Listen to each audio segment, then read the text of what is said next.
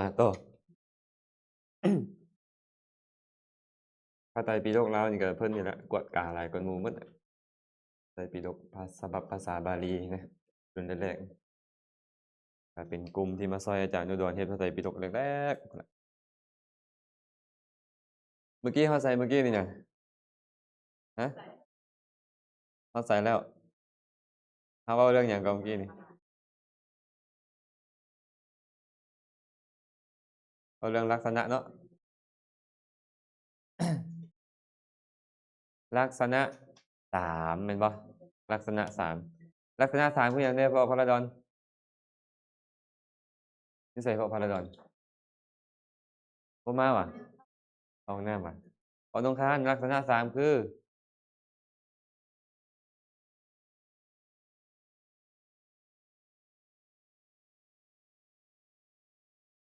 อนิจจลักษณะทุกขลักษณะและอนัตตลักษณะอาจารย์เว้าให้ฟังแล้วว่าเมื่อกี้นี่ลักษณะก็คือเครื่องสังเกตเครื่องหมายเอิ้นว่าลักษณะคันเว้าง่ายๆอีกหนึ่งก็อาการคันเราเห็นคนโอ๊ยย่างทรงนี้นั่งนิ่งแล้วสิอันย่างคือเป็ดนี่แม่นแหละสมมุติสินะสมมุติซื่อๆเด้อรู้แล้วอันท่าย่างนี่นั่งนิ่งแหละเป็นหยังรู้ลักษณะนี้บ่งบอกเห็นบ่อาจารย์เคยเว้าเนาะหมู่อาตมาไปไล่มองอยู่กลางคลองห่างกันประมาณ2กิโล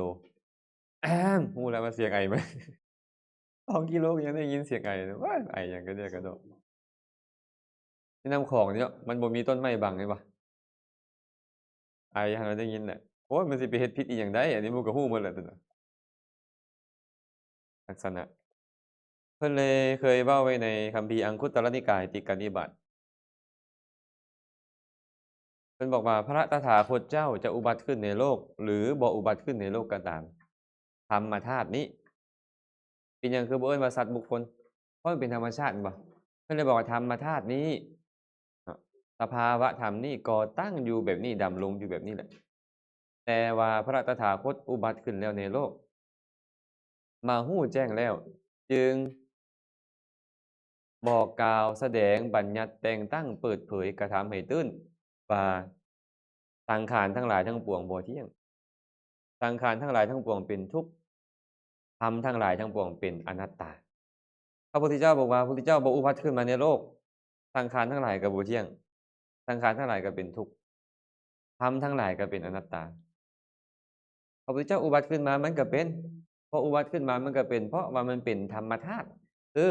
สภาวะของมันต้องเป็นแบบนี้อยู่แล้ว แต่ว่าพระพุทธเจ้าอุบัติขึ้นมาในโลกเพื่อหยังล่ะมาบอกกล่าวแสดงบัญญัติแต่งตั้งเปิดเผยกระทำให้ตื่นซึ่งสิ่งเหล่านี้ซื่อๆเราก็เลยเอามาเว้าถกเถียงกันเนาะนี่เบิ่งในกระดานเด้อเวลาเพิ่นใช้คำว่าสัพเพสังขาราขอพระดอนเบิ่งเด้อสัพเพสังขาราอนิจจาเวลาเบิ่งเรื่องอนิจจากับสัพเพสังขาราถือเด้อสัพเพสังขาราทุกขาสัพเพธัมมาอนัตตา ตอนเว้าอนัตตานี่เว้าสัพธัมเพธัมมามันต่างกันบ่ใดเป็นหยังเพิ่นคือใช้คำว่าสัพเพสังขาราอนิจจาสัพเพสังขาราทุกขาบัดสัพเพธัมมาอนัตตาคันมันบ่ต่างกัน3อย่างนี่เพิ่นต้องใช้ศัพท์เดียวกันเห็นบ่มันต้องมีความแตกต่างอย่างใดอย่างหนึ่งเนาะฉะนั้นสังขาราสังขาราตัวนี้จะหมายถึงขันธ์5บ่แม่นสังขารขันธ์เดะเนาะบ่แม่นสังขารขันธ์แต่เป็นสังขารคือร่างกายและจิตใจทั้งหมดเอิ้นว่าขันธ์5ขันธ์5ทั้งหมดนี่น่ะเพิ่นว่าอนิจจา ขันธ์5นี่บ่เที่ยงเนาะรูปก็บ่เที่ยงเวทนาก็บ่เที่ยงสัญญาสังขารวิญญาณก็บ่เที่ยงเป็นหยังจึงเอิ้นว่าบ่เที่ยงเพราะมันเกิดขึ้นแล้วมันเสื่อมสลายไปมันเปลี่ยนสภาพเข้าใจเปล่ามันเปลี่ยนจากเดิมไปเป็นอีกแบบหนึ่งเพิ่นเลยเอิ้นมันว่าบ่เที่ยงบ่เที่ยง สัพเพสังขาราทุกขาบัดนี้สังขารทั้งหลายทั้งปวงนั่นก็เป็นทุกข์เนาะเป็นทุกข์เป็นหยังที่เอิ้นว่าเป็นทุกข์เพราะมันมีความเกิดและดับมีแล้วกับบ่มีมันบีบคั้นเป็นสภาพที่บีบคั้นมีแล้วกับบ่มีมันเป็นทุกข์เองและมันเป็นเหตุให้ทุกข์อีกเพิ่นเลยเอิ้นว่าสัพเพสังขาราทุกขาเนาะว่าตกลงบัดเนี่ยสัพเพธัมมาอนัตตาธรรมทั้งหลายทั้งปวงเป็นอนัตตาว่าตนเป็นอนัตตาธรรมทั้งหลายทั้งปวงแสดงว่าแม้แต่สังขารธรรมและธรรมที่บ่แม่นสังขารก็เป็นอนัตตาเนาะธรรมในโลกนี้มีอยู่2คือสังคตธรรมและอสังคตธรรมสังคตธรรมก็คือหยังสังคตธรรมขันธ์5อสังคตะได้แก่นิพพานหรือบัญญัตินำแต่บัญญัตินั้นบ่แม่นธรรมเพิ่นก็เลยบ่เอิ้นมันเนาะนิพพานนี่ก็เป็นของเป็นอนัตตาฟังครับได้บ่ขอนิพพานของเฮาจงเป็นแบบนี้นิพพานของเฮาอย่าเป็นแบบอื่นเลยได้บ่บ่ได้เนาะบ่ได้เพราะฉะนั้นเนาะญาติโยมถึงแม้ว่าพระสูตรบางสูตรอย่างเช่นในอนัตตลักขณสูตรเพิ่นจะใช้แค่ว่ารูปเวทนาสัญญาสังขารวิญญาณบ่แม่นของพวกทานเพิ่นบอกว่ารูปเวทนาสัญญาสังขารวิญญาณบ่แม่นตัวตนหากว่ารูปเวทนาสัญญาสังขารวิญญาณแม่นตัวตนแล้วก็บุคคลต้องได้ตามใจหวังว่าขอรูปเวทนาสัญญาสังขารวิญญาณของข้าพเจ้าจงเป็นแบบนี้อย่าเป็นแบบอื่นเลยและอีกอย่างหนึ่งรูปเวทนาสัญญาสังขารวิญญาณย่อมบ่เป็นไปเพื่ออาพาธคือมันจะบ่ถูกเบียดเบียนด้วยธรรมอย่างอื่นแต่เพราะเหตุที่รูปเวทนาสัญญาสังขารวิญญาณนี้บ่แม่นตัวตนจึงบ่ได้ดังใจหวังแบบนั้นพร้อมและเป็นไปเพื่ออาพาธเพื่อความเปลี่ยนแปลงถูกอย่างอื่นกระทบกระทั่งเสียดแทงแล้วแตกสลายทีนี้คนก็เลยไปจับเอาเนื้อความนี้แหละแม่ผมเขาเจ้าก็เลยไปจับเอาเนื้อความนี้ว่าเด้เห็นบ่เวลาเพิ่นเว้าอนัตตาเพิ่นเว้าแต่ขันธ์5เด้บ่เห็นมีนี่บอกว่านิพพานเป็นอนัตตาบ่เห็นมีพู้นน่ะต้องเข้าใจว่าพระสูตรนั่นน่ะเพิ่นอยากจะอธิบายขันธ์5เนาะเวลาอยากอธิบายขันธ์5เพิ่นก็เว้าแต่ขันธ์5เพิ่นบ่ได้อยากจะอธิบายนิพพานในบริบทนั้น เพราะคนกลุ่มนั้นคือปัญจวัคคีย์เนี่ยฟังแบบนั้นแล้วจะเข้าใจแจ่มแจ้งอย่างเช่นพระพุทธเจ้าตรัสว่าเนี่ยพุทธเจ้าตรัสว่าสัพเพอสันติทันดัสสะ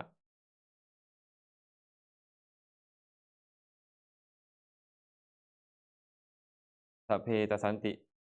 พายันติมัจจุโนเอาจากตรงนี้ก่อน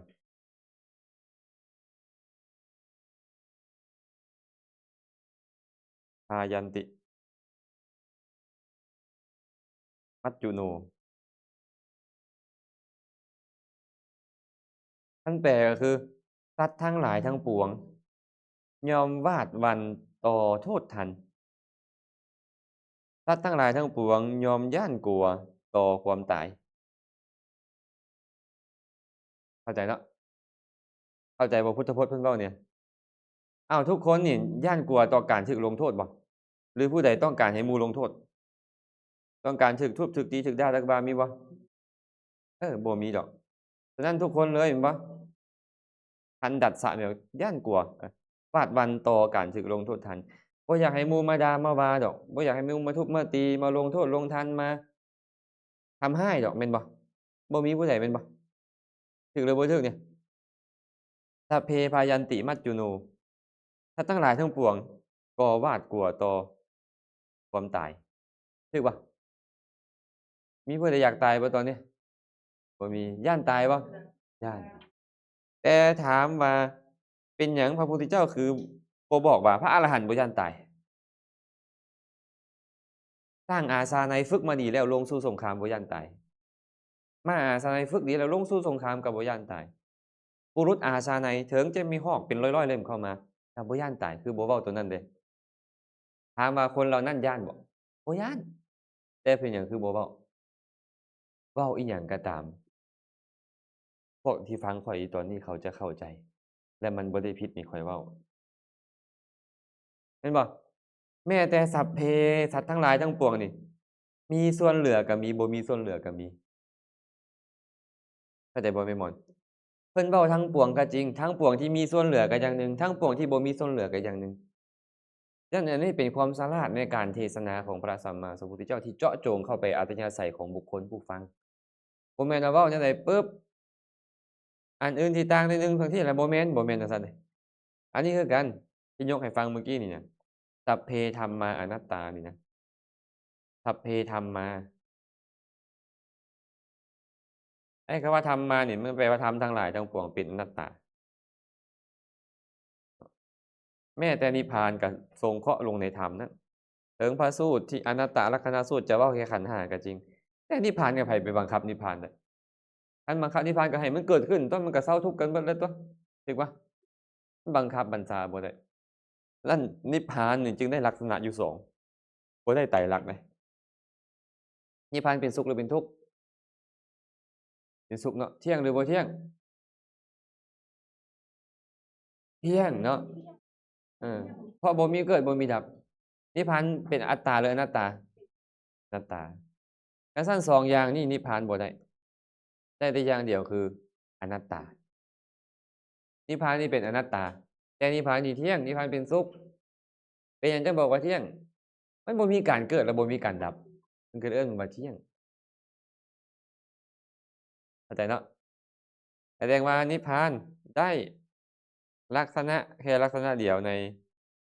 ไตรลักษณ์นี่ก็คืออนัตตาอนัตตาอันนี้เอิ้นว่าลักษณะเนาะอนุปัสสนา3คือหยังใดอนุปัสสนาการตามรู้ลักษณะทั้ง3อย่างนี้ในธรรมทั้งปวงเลยการตามรู้มันโดยเฉพาะขันธ์5นั่นแหละบ่เที่ยงเป็นทุกข์เป็นอนัตตาแม่นบ่การตามรู้แม่นตัวใดตัวตามรู้อะตัวสัมปชัญญะที่เป็นไปพร้อมด้วยกับสติอแต่มุ่งหมายเอาตัวปัญญาครับตัวปัญญาวิปัสสนามื้อนั้นเราเว้าไปแล้ววิปัสสนาญาณ10จื้อได้บ่อะลองเว้าเบิ่งดูอะฮะสัมมสนญาณอุทยัพพยญาณพังคญาณพยญาณอาทีนวญาณนิพพิทาญาณมุญจิตุกัมมัญญตาญาณปฏิสังขาญาณสังขารูปเบกขาญาณอนุโลมญาณโอ้เนาะ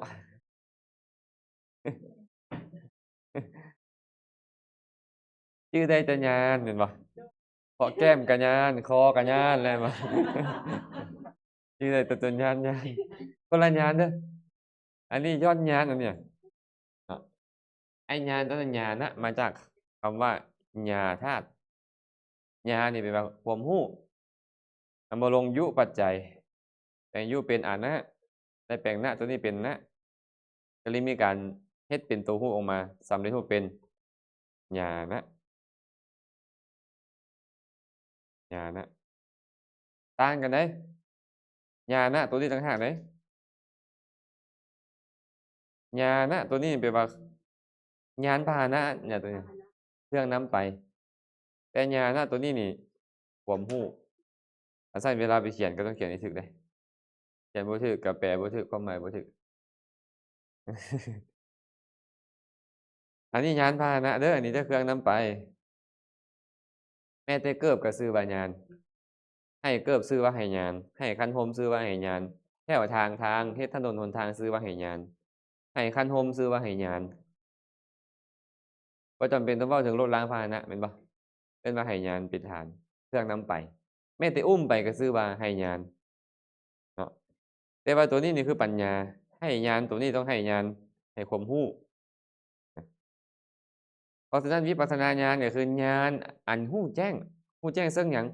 ซึ่งลักษณะของสังขารธรรมทั้งหมดโดยความบ่เที่ยงเป็นทุกข์เป็นอนัตตาเมื่อเห็นแล้วมีความเบื่อหน่ายคลายกำหนัดเกิดขึ้นมีความต้องการจะออกการพิจารณาซ้ำดูด้วยปัญญานั่นแหละก็อนุโลมต่อมรรคผลอนุโลมต่อมรรคผลนะส่วนวิโมกข์เด้วิโมกข์ที่บอกมื้อนั้นน่ะสุญญตาวิโมกข์อนิมิตาวิโมกข์อัปปนิหิตาวิโมกข์สุญญตาเป็นหยังสุญญตาศูนย์สุญญตาหรือสุญญตานี่นะความเห็นว่าเป็นของศูนย์ความศูนย์บ่แม่นเข้าไปสุญญตาวิโมกข์ก็คือความหลุดพ้นเพราะความศูนย์นี่ศูนย์เป็นไดศูนย์นี่นะเป่าเนาะเป่าเป่าวางเพิ่นเลยบอกว่าเป่าวางหยังล่ะเป่าวางจากความหมายอันจะไปยึดถือว่าเป็นตัวตนน่ะมันเป่าวางเพราะมันมีการเกิดดับเดะมันมีการเกิดดับเกิดดับเกิดดับอันใดเป็นของเจ้าอันใดๆเป็นของเจ้ามันบ่มีสิ่งที่ควรเข้าไปยึดถือแม้แต่น้อยเลยแม่นบ่แม่นบ่นี่แหละเอิ้นว่าศูนย์เกิดแล้วก็ดับหายไปเกิดแล้วก็ดับหายไปเจ้าเป็นของเจ้าของของหยังเจ้าเป็นเจ้าของของสิ่งที่ดับไปนี่หว่ามันก็เลยบ่มีเครื่องหมายให้เราไปยึดถือเอาด้วยความเป็นเจ้าของเพิ่นเลยเอิ้นมันว่าศูนย์บ่สามารถบังคับบัญชาได้เนาะอนิมิตตะเดะบ่มีเครื่องหมายบ่มีเครื่องหมายเครื่องหมายว่าสุขเครื่องหมายว่างามเครื่องหมายว่าสะอาดเครื่องหมายว่าปราณีตมันบ่มีที่จะให้ตัณหามันไปยึดนี่นะบ่มีเครื่องหมายให้ตัณหาเข้าไปยึดเลยเอิ้นว่าอนิมิตตะบ่มีเครื่องหมายให้กิเลสเข้าไปยึดได้มันสิไปยึดอิหยังยึดความเกิดความดับนี่หว่ายึดเอาความเกิดความดับของมันนี่หว่าความแตกสลายของมันนี่หว่าตัณหายึดบ่ได้และอัปปนิหิตวิโมกข์ก็คือความหลุดพ้นโดยหยังโดยความบ่มีสิ่งที่เป็นที่ตั้งมันจะไปตั้งอาศัยกิเลสตัณหามันบ่ตั้งอาศัยได้เพราะนิพพานบ่แม่นสถานที่ให้มันไปตั้งอาศัยเพิ่นเว้าถึงนิพพานเด้เนี่ยไอ้พวกนี้นี่นะสุญญตาอนิมิตะอัปปนิหิตะนี่นะหมายถึงนิพพานแม่นบ่นิพพานน่ะบ่มีบ่อนตั้งลงของตัณหามานะทิฏฐิโดยประการทั้งปวงมันว่าอัปปนิหิตะแม่หมอนจงไปสวดสหัสนัยให้ได้บัดนี้เออนะสุญญตังอันนี้ ทุกขาปฏิปทังทันทาพิญญังสูญญาตังให้หมอนไปสวดให้จะสวดมนต์ล่าไดต้องสวดนึกถึงธรรมได้บ่เนี่ยนี่ครับกำลังเรียนอยู่นี่ๆๆรู้แล้วว่าแต่วันนี้อยู่ในปึ้มมุมสวดมนต์วัดนั่นแหละอืมเดี๋ยวเดี๋ยวไม่ออกนิ่งเราสิเอาลงในกลุ่มให้อ้าวอันนี้เอิ้นว่าวิโมกข์เนาะวิโมกข์คือความหลุดพ้นความหลุดพ้นเพราะเห็นว่าเป็นของศูนย์เห็นว่าเป็นของบ่มีนิมิตหมายเห็นว่าเป็นของบ่มีที่ตั้งลงเนาะเอิ้นว่าวิโมกข์ส่วนวิโมกขมุขนี่ล่ะวิโมกขมุขแปลว่าปากทางแห่งนิพพานครับปากทางแห่งความหลุดพ้นแม่นหยังล่ะคันผู้ใดพิจารณาด้วยความเป็นของศูนย์มาเอิ้นว่าหยังพิจารณาหยังด้วยความเป็นของศูนย์อนัตตาแม่นบ่พิจารณาอนัตตามาว่ามันเป็นของศูนย์มันก็เลยเอิ้นว่าสุญญตวิโมกข์ความตามรู้สมมุติว่าแม่ผมนี่น่ะไปเจริญวิปัสสนาแล้วเห็นแต่ไอ้ความเป็นอนัตตาเรื่อยๆเรื่อยๆจนหลุดพ้นนี่นะแสดงว่าทางมาของแม่ผมนี่ก็คือสุญญตสุญญตการพิจารณาด้วยความเป็นทุกข์บัดเนี่ยเป็นทุกข์มันเป็นทุกข์มันสิไปยึดเอาบ่มีเครื่องหมายในการยึดบ่ยึดบ่ได้ก็เอิ้นว่าอนิมิตตนั่นอนิมิตตทางมาของอนิมิตตนั่นแหละหลุดพ้นแบบเนี้ยนิพพานที่บุคคลมรรคที่บุคคลบรรลุโดยการพิจารณาความเป็นทุกข์เอิ้นอนิมิตตวิโมกข์ครับ บางคนนี่เห็นไตรลักษณ์ก็จริงได้แต่ไปเน้นลงบอนที่มันทุกข์อะนะเห็นซ้ำๆๆๆไอ้ความเป็นทุกข์นี่จิตมันก็หลุดพ้นไปมรรคที่มีทางมาแบบนี้แหละเอิ้นว่าอนิมิตตส่วนอัปปนิหิตะบัดเนี่ยบ่มีที่ตั้งลงเห็นด้วยความบ่เที่ยงเนาะบ่มีบ่อนตั้งลงเบิ่งคืนหน่อยหนึ่งเห็นบ่เพิ่นบอกว่าวิโมกข์มีความหมายว่าหลุดพ้นพระอริยบุคคลนั่นแหละชื่อว่าสุญญตะเพราะว่างเปล่าจากกิเลสมีราคะเป็นต้นเกี่ยวกับว่ากิเลสเหล่านั้นบ่อาจสัมปยุตหรือถือเอาอารมณ์นั้นได้ชื่อว่าอนิมิตตะเพราะบ่มีนิมิตคืออาการที่เกิดขึ้นชื่อว่าอัปปนิหิตะเพราะบ่มีปณิธิที่ตั้งลงราคะบ่สามารถตั้งลงได้สองทางแห่งวิโมกข์เอิ้นว่าวิโมกขมุขอนัตตานุปัสสนาบุคคลตามเห็นความเป็นอนัตตานี่นะเพราะตามเล็งเห็นว่าความว่างเปล่าจากอัตตาชื่อว่าสุญญตานุปัสสนาสุญญตานุปัสสนาเมื่อสุญญตานุปัสสนาเกิดขึ้นวิโมกข์ที่เกิดขึ้นก็เอิ้นว่าสุญญตาวิโมกข์นะอนิจจานุปัสสนานั่นเองเพิ่นว่าขออภัยเด้อ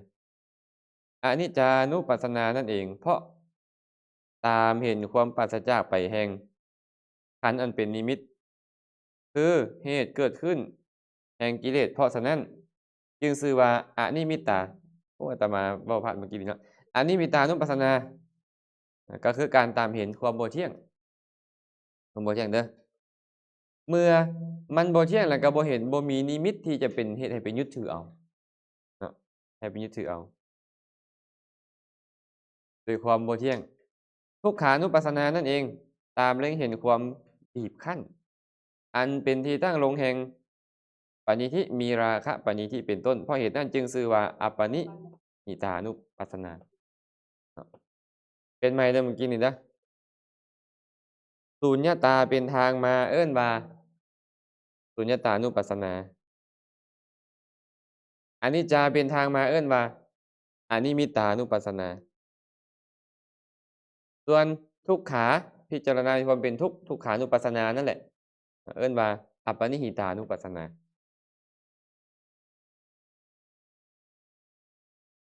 ชื่อว่าพิจารณาอนัตตาเอิ้นว่า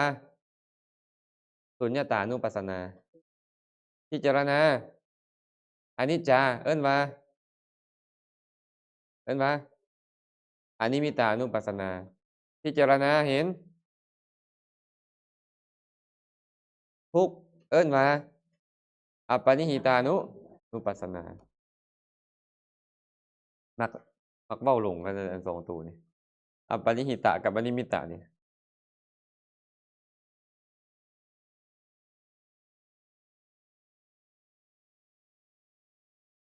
หากแม่มอนพิจารณาเห็นความบ่แม่นตัวตนนี่นะเอิ้นว่าอนัตตานี่นะการตามเห็นอนัตตาเนี่ยเอิ้นว่าสุญญตานุปัสสนาเข้าใจบ่มีอยู่แล้วแม่หมอนอยู่ในปึ้งมันต้องการจดอีกแม่นบ่พิจารณาด้วยความบ่แม่นตัวตนจนบรรลุมรรคมรรคนั่นเอิ้นว่าสุญญตานุปัสสนาพิจารณาเห็นอนิจจลักษณะเห็นอนิจจานี่นะเห็นความบ่เที่ยงนี่นะมรรคที่เกิดขึ้นของบุคคลผู้พิจารณาเห็นความบ่เที่ยงนั่นเอิ้นว่าอนิมิตานุปัสสนาอนิมิตานุปัสสนาส่วนการพิจารณาเห็นความเป็นทุกข์เนาะพิจารณาถึงความเป็นทุกข์เพราะเป็นสภาวะที่บีบคั้นนี่นะมรรคที่เกิดขึ้นของบุคคลนั้นเอิ้นว่าอัปปนิหิตานุปัสสนาอัปปนิหิตานุปัสสนา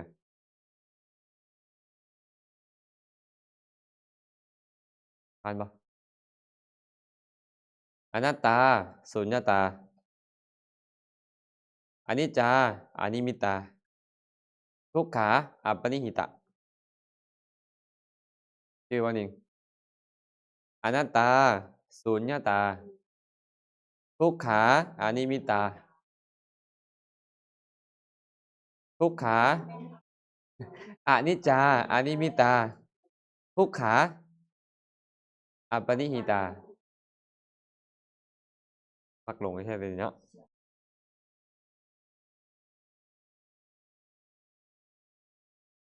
อืม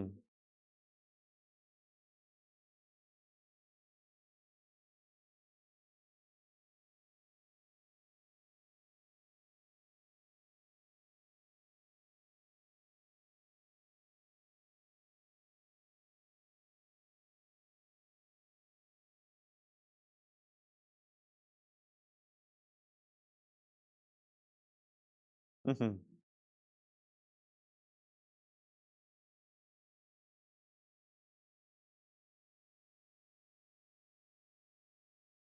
มันมีทันทากับพริบตาบ่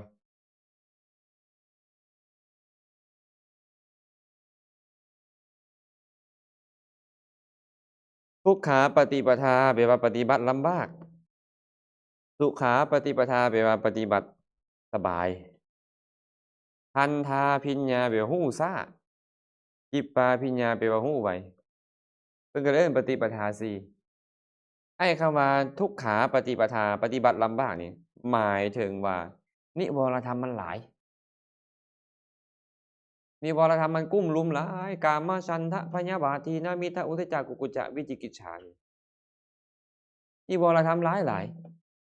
แต่บางเทื่อบรรลุซ่านำนิวรณ์กุ้มรุมแล้วก็บ่พอบรรลุกับบรรลุซ่าก็มีบางคนน่ะแต่ผู้ลางคนบ่เนี่ยนิวรธรรมกุ้มรุมหลายหลายแต่เวลาบรรลุไวก็มีส่วนบางคนบ่เนี่ยสุขาปฏิปทาบ่ค่อยมีนิวรณ์พวกเนี่ยนั่งสมาธิก็เป็นสมาธิไวๆโลดนิวรธรรมน้อยแต่ว่าบรรลุช้าๆ บางคนปฏิบัติก็สะดวกคือนิวรธรรมกุ้มรุมจิตใจหน่อยบ่ค่อยฟุ้งซ่านบ่ค่อยรำคาญบ่ค่อยมีกามฉันทะเลยแต่ว่าบรรลุไวพร้อมว่าผู้ลางคนน่ะเออเนาะเห็นบ่ผู้ลางคนเขาฟังธรรมปุ๊บนิวรธรรมหายเอิ้นว่าปฏิบัติสบายบรรลุปั๊บเลยเอิ้นว่าคิปปาพิญญาเนาะอัธยาศัยของแต่ละคนบ่คือกันและก็การสั่งสมพร้อมสำคัญคันเจ้าสั่งสมกิเลสมาเนาะ สั่งสมกิเลสมาปัจจุบันนี้ก็ตามแล้วเจ้าไปคบคนบ่ดีอะคบแต่มิตรที่พาเจ้าไปหมกมุ่นนำแต่กามหมกมุ่นแต่พยาบาทหมกมุ่นตั้งแต่การหดหู่ท้อถอยการฟุ้งซ่านรำคาญเป็นต้นอยู่เจ้าก็เสพเดะพอเสพเวลาเจ้าจะไปปฏิบัติโอ๊ยมันก็ยากหน่อยหนึ่งแล้วเว้ยเนาะแม่นบ่ไอ้การปฏิบัติยากน่ะเอิ้นว่าทุกขาปฏิปทาแม่หมอนี่เป็นประเภทใดฮะ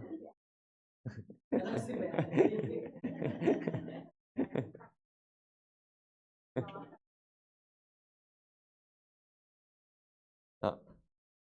เราอย่าไปเข้าใจว่าลำบากขาดเขินนั่นกินข้าวขาดแรงแกงขาดหม้อบ่แม่นจั่งซั้นเดะทุกขาปฏิปทานี่นะ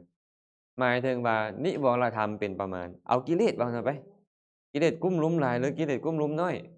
คันกิเลสกุ้มรุมหลายเอิ้นว่าทุกขาปฏิปทาคันกิเลสกุ้มรุมน้อยเอิ้นว่าสุขาปฏิปทา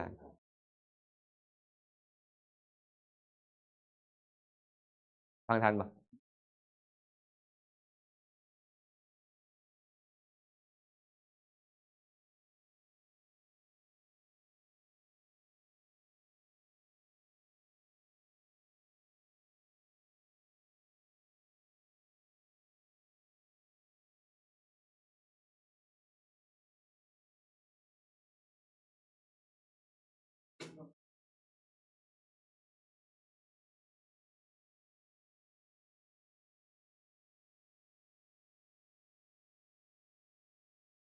ก็มีแต่ว่ามันบ่เป็นปัจจัยแก่ปฏิสนธิคันพระอรหันต์นะบ่เป็นปัจจัยแก่ปฏิสนธิก็มีกุศลกรรมนั่นแหละอติวินิจก็ตัดทิ่มโลดแล้วเนาะเพราะว่านิมิตมันบ่มีอยู่แล้วให้เพิ่นไปเกิดในภพใหม่แม่นบ่แต่ว่าอารมณ์ตอนใกล้ตายก็ต้องมีแต่แน่นอนที่บ่ดีบ่มีแล้วต้องดีแน่นอน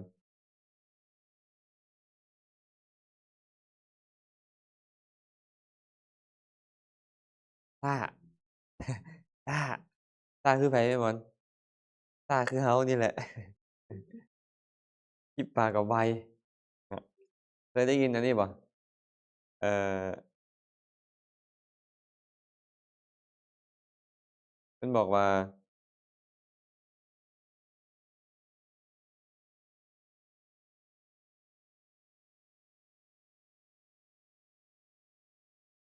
พันธังกะโรติวิปากังไปพันธังพันธัง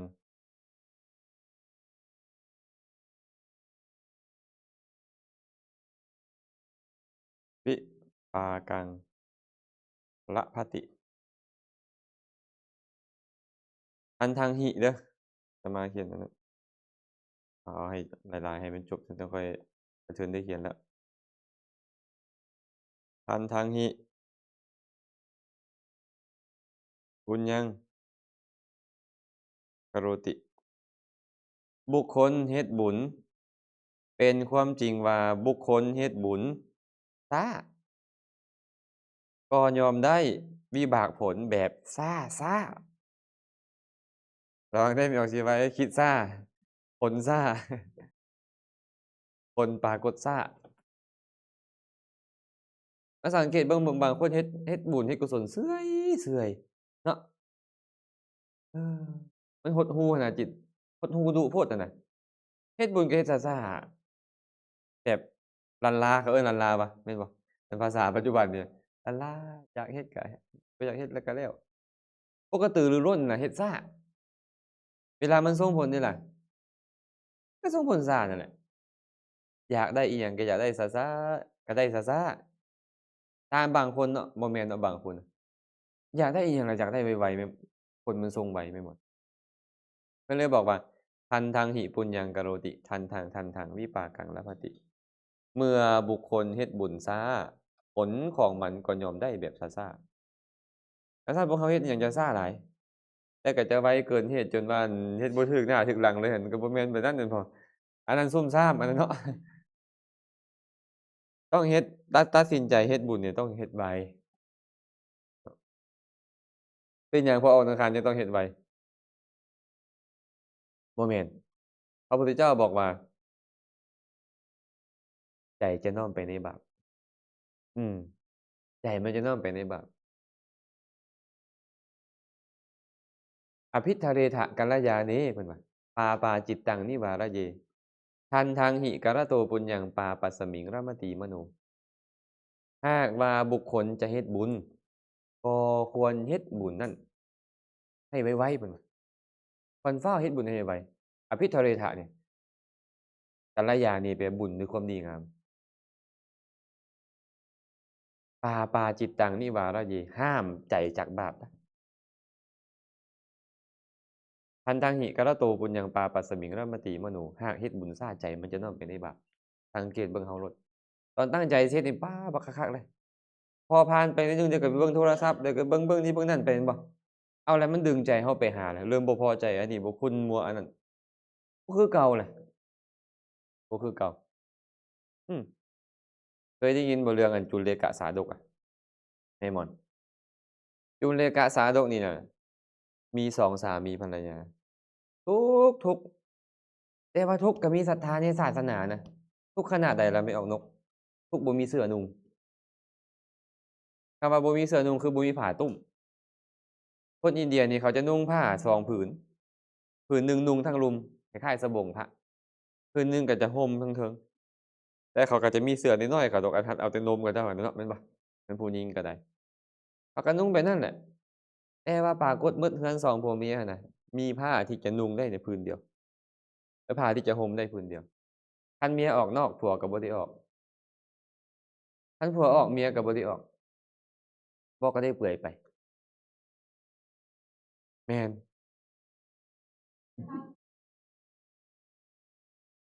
บ่แม่นเปื่อยไปเบิดใดนุ่งทางส่วนเทิง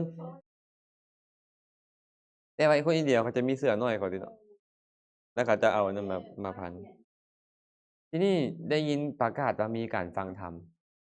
คนมีศรัทธาได้ยินเขาว่ามีการฟังธรรมอดได้บ่ล่ะคนมีศรัทธาบ่ได้ดอกเนาะคนมีศรัทธาแสดงอาการจักอย่างหนึ่ง3อย่างทัศนกาโมศีลวตังปรารถนาเห็นผู้มีศีลหัตถัมมังโสตุมิจฉติปรารถนาเพื่อฟังธรรมวินัยมัชเฉรมลังถอนความขี้ถี่ในใจตเวสัทโธติวุจจติพระพุทธเจ้าทั้งหลายเอิ้นเขาว่าผู้มีศรัทธาได้ยินว่าจะฟังธรรมแล้วก็โอ๊ยอยากไปเดะไปปรึกษากัน2ผัวเมียผัวก็อยากไปเมียก็อยากไปตกลงกันแบบนี้เจ้าเป็นผู้ชายเจ้าไปกลางคืนก็บ่เสียหายปานใดให้เจ้าไปกลางคืนเด้อข้อยสิไปกลางเวรตอนฟังธรรมกลางเวรเมียก็ไปฟังธรรมแล้วก็กลับมาหาผัวผัวก็ไปบัดนี้เอาผ้าผืนเดียวนั่นสลับกันไปพอไปฮอดเขาก็ไปนั่งไกลๆแบบพวกเขาเนี่ยไปนั่งฟังธรรมไปฟังธรรมศรัทธามันก็เกิดขึ้นแล้วบ่เนาะทอดผ้าออกมาสิถวายอันผ้าเพิ่นน่ะคิดไปคิดมาเอ๊ะอีเฒ่าอยู่เรือนมันสิเว้าหยังบ่น้อนี่นะเฒ่าอยู่เรือนสิเว้าหยังบ่นี่ว่าซั่นเดะเฮ้ยอย่าเลยเฮ็ดให้เฮ็ดซ่าใจน้อมไปในบาปแหละเนาะหวงแหนแหละขี้ถี่แหละย้านบ่มีแนวไส้แนวสอยแหละฟังไปฟังมาเดึกเข้ามาอีกแล้วศรัทธามาอีกแล้วรอบที่2ปลดผ้าออกมาพับจบดีแล้วเดะปึ๊ดหนึ่งเอ๊ะเฒ่าอยู่เรือนมันสิว่าหยังบ่น้ออยู่เนี่ยยังนึกฮอดเฒ่าอยู่เรือนนั่นน่ะเฒ่าจนรอบสุดท้ายรอบใกล้สิแจ้งมา ตัดสินใจมันศรัทธามันมีกำลังแรงพู้นน่ะพับผ้ามาย่างเข้าไปหาพระเจ้าขอถวายเขาหน่อยพระเจ้าก็รับชิตังเมชิตังเมแล้วว่าข้อยชนะแล้วข้อยชนะแล้วเราว่าเราเว้ากันเลยพระราชาไปฟังพระเจ้าประสิทธิโกศลโอ้ฟังธรรมสมัยก่อนฟังธรรมสอดแจ้งเบิดบ่คือพวกเราเดะปานแม่ออนศรีกับแม่ออนศรีไวแล้วเนาะนางฟังสอดแจ้งอันนี้คือกันเดะฟังแล้วมันเพลิดเพลินในธรรมแม่นบ่ก็มีการถามมีการตอบมีการฟังโอ้เพลินๆอือ พระเจ้าประสิทธิโกศลก็บอกไปถามมึงอยู่ถามว่ามันชนะอิหยังข้อยตีไปต่อตีศัตรูได้ชนะข้อยก็ยังบ่เว้าเร็งปานนี้เลาเป็นหยังมาประกาศว่าข้อยชนะแล้วบักดังๆให้อำมาตย์ไปถามอำมาตย์ก็ถามว่าเจ้าเป็นหยังเจ้าคือบอกข้อยชนะแล้วข้อยบ่ได้ชนะไผข้อยชนะกิเลสในใจว่าซั่นข้อยต่อสู้มันมาแต่หัวค่ำพุ่นน่ะต่อสู้กับกิเลสนี่นะอยากให้มันสละให้พ้นได้มันสละบ่ได้กิเลสนี่มันมีกำลังเหลือเกินคันหน้าผ้ากับผ้าท่อนเก่าซื่อๆนั่นนี่น่ะมันยังขนาดนี้แล้ววะ แต่ว่าข้อยชนะกิเลสตัวเองแล้วข้อยชนะความถี่ถี่ในใจแล้วเลยสละได้โอ้พระเจ้าพระสิทธิโกศลเนี่ยเลื่อมใสศรัทธาเราเดะอ๋อหมอนี่เราศรัทธาพระพุทธเจ้าพระธรรมพระสงฆ์เราก็ศรัทธาเบิ่งข้อยสิให้ผ้างามๆกับเราก่อนน่ะเราสละสิ่งที่สละได้ยากข้อยมีผ้ากำพลราคาเป็นแสนๆหลายพันผืนแต่ข้อยเฮ็ดบ่ได้คือเราข้อยรวยเขาเว้าง่ายๆก็แล้วกันข้อยรวยข้อยมีแต่ข้อยเฮ็ดบ่ได้คือเราแต่เรานี่น่ะทุกข์ก็จริงมีผ้าอันนี้เป็นผ้าประเสริฐที่สุดเราสละได้เลื่อมใสเราเว้ย ข้อยเอาผ้ากำพลบักกำงามมาถวายมาให้กับพระราชทานให้เราเราก็มาคิดแล้วโอ้ข้อยก็เป็นคนทุกข์คนยากไปไสของดีเท่าที่ว่าข้อยบ่เบิ่งตัวเองแล้วผ้าผืนนี้เหมาะกับพระพุทธเจ้าเหมาะกับพระสงฆ์เราก็ไปถวายแก่พระพุทธเจ้าเนาะแล้วก็ไปเฮ็ดเพดานขอถวายเฮ็ดเพดานใส่เทิงกุฏิพระพุทธพระราชาก็ไปเห็นก็ถามอ้าวขาน้อยผ้าผืนนี้คือว่าขาน้อยคุ้นๆเว้ยนี่จุลเลกะสาดกนั่นแหละเอามาถวาย ข้อยก็เลยใส่ให้เลาเฮ็ดผ้าเพดานแฮ่งเลื่อมใสปานนี้พระราชาป๊าดบุรุษคนนี้ขนาดของมีค่าเป็นแสนนี่เรายังสละได้อิหยังเราสิสละบ่ได้นี่น่ะพระราชทานทรัพย์ให้บ่เนี่ยช้าง4ตัวม้า4ตัวงัวควายงัวนมนี่นะอย่างละ4หมู่บ้าน4หมู่บ้านเงิน 4,000ก็หาปานน่ะให้เลยมอบให้เลยถาดรับใส่อย่างละ4มอบให้เราไอ้ความเลื่อมใสมันเกิดขึ้นน่ะนึกออกเนาะ ทั้งๆที่พระราชานี่น่ะไปถวายแก่พระเจ้าพระสงฆ์ได้บ่ได้แต่ว่าเราเลื่อมใสอุบาสกคนนี้นะเดี๋ยวเนี้ยข้อยก็ให้อุบาสกคนนี้ข่าวนั้นก็แพร่สะพัดไปบัดนี้ข่าวก็แพร่สะพัดไปว่าโอ้เบิ่งแหมจุลเลกะสาดกนี่นะ เราเอาชนะกิเลสของเราน่ะผ้าสาดกพื้นเก่าๆนี่น่ะยังเฮ็ดให้เราได้บ้านสวยจัง4หมู่บ้านยังได้ทรัพย์สมบัติอย่างละ4ว่าซั่นจนมีเรื่องมีราวไปฮอดพระพุทธเจ้าพุ่นล่ะพระพุทธเจ้าก็เว้าเรื่องราวนี้ว่าคันเราให้สามารถให้ได้ตั้งแต่ตอนหัวค่ำมันเราจะได้อย่างละ16แต่เราเฮ็ดบ่ได้แม่นกุศลมันมีกำลังหลายก่อนมันบ่คืออกุศลแวดล้อมคันเราให้ตั้งแต่ตอนกลางดึกอะนะเราจะได้อย่างละ8แต่ว่าเราเฮ็ดบ่ได้ สุดท้ายแล้วเราสามารถตัดสินใจเฮ็ดได้ตอนเวลาใกล้แจ้งธรรมดามันต้องได้หลายเท่ากว่านี้อันกุศลที่มีกำลังแต่ว่ามันถูกบั่นทอนด้วยอกุศลเนาะเห็นบ่นี่อานิสงส์ทันตาบ่แบบเนี้ยทันตาไม่ออกเลยเนาะฉะนั้นเด้อพระพุทธเจ้าเลยบอกว่าอภิทธเรทกัลยาเนปาปาจิตตังนิวารเยทันทังหิกรโตปุญญังปาปัสสมิงรมติบุคคลควรเฝ้าขวนขวายในคุณงามความดีควรห้ามจิตเสียจากบาปเพราะเมื่อบุคคลเฮ็ดบุญซ่าใจจะน้อมไปในบาปจั่งใดก็จั่งญาติโยมเอ้ยมันบ่คือตอนที่ศรัทธามันมีกำลังขึ้นมาเดะ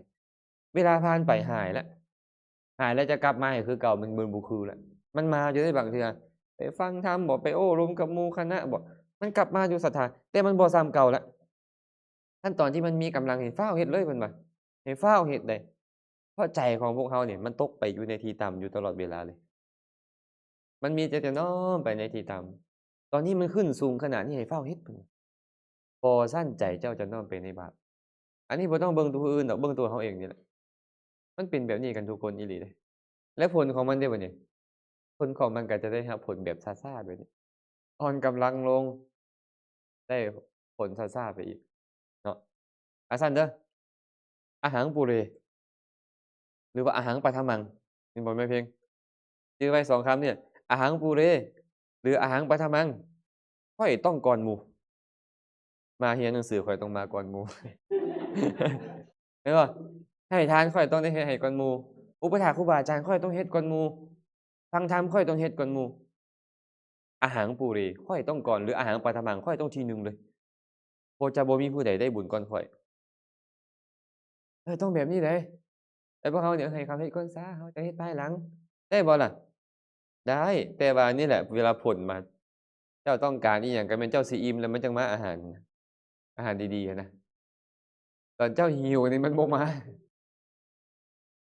เสื้อผ้าอาภรณ์ที่งามๆอะเจ้าจนบ่อยากใส่แล้วมันจังมา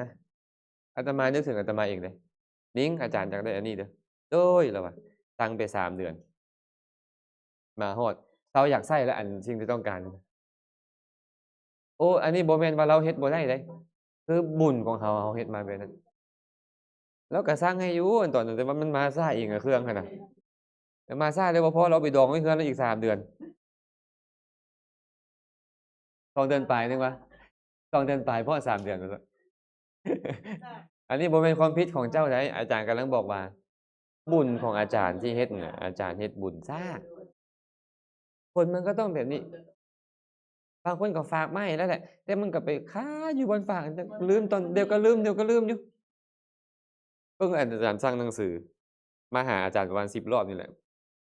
มันก็เอามาเดะหนังสือสิอ่านนี่น่ะแต่ว่าบ่ฮอดจักเทื่อกลับมาเฮือนแล้วลืมอาจารย์จนเซาอยากอ่านแล้วหนังสือน่ะ โอ้มันก็แล้วแล้วเดี๋ยวนี้เนาะอันนี้บางทีเราก็อยากโทษหมู่เนาะว่าเป็นหยังบ่มีสติสตังค์อิหยังตัวเองคือบ่จื้อซั้นน่ะแสดงว่าบาปที่เราปล่อยให้มันบั่นทอนกุศลเราเวลาเราเฮ็ดบุญเนี่ยบั่นทอนเองว่าซั่นเด้อได้อิหยังซ่าก็อย่าไปติผู้อื่นเด้อแม่หมอนเด้ออย่าไปติผู้อื่นนำตัวเองเฮ็ดบุญมาแบบนี้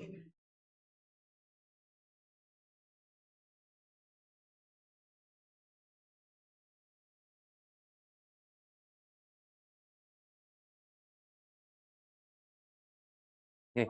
อาจารย์บ่ได้เว้าเล่นเด้เว้าแท้ๆเว้าเรื่องจริงเด้อนี่เด้อ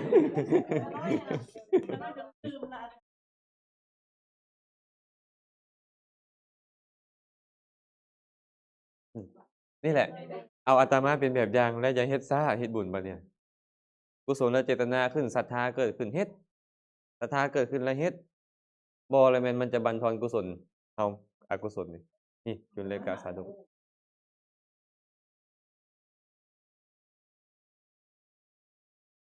อืม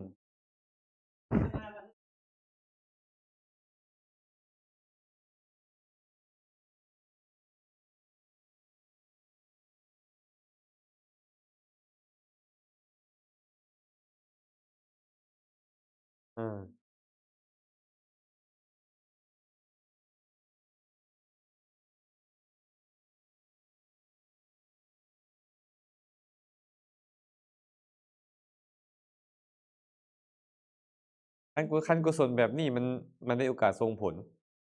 อิหยังก็จะได้ไวแต่เราก็ต้องเฮ็ดดูๆพร้อมเดะไอ้กุศลแบบอื่นมันก็บ่น้อยเดะเนี่ยเราก็ต้องฟ้าวเฮ็ดตัดสินใจเฮ็ดอืมแม่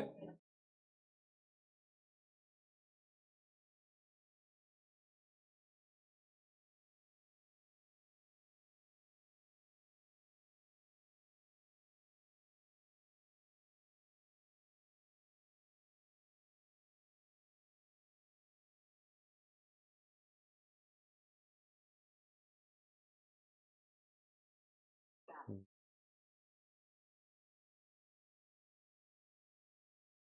ก็ผู้มีหลายให้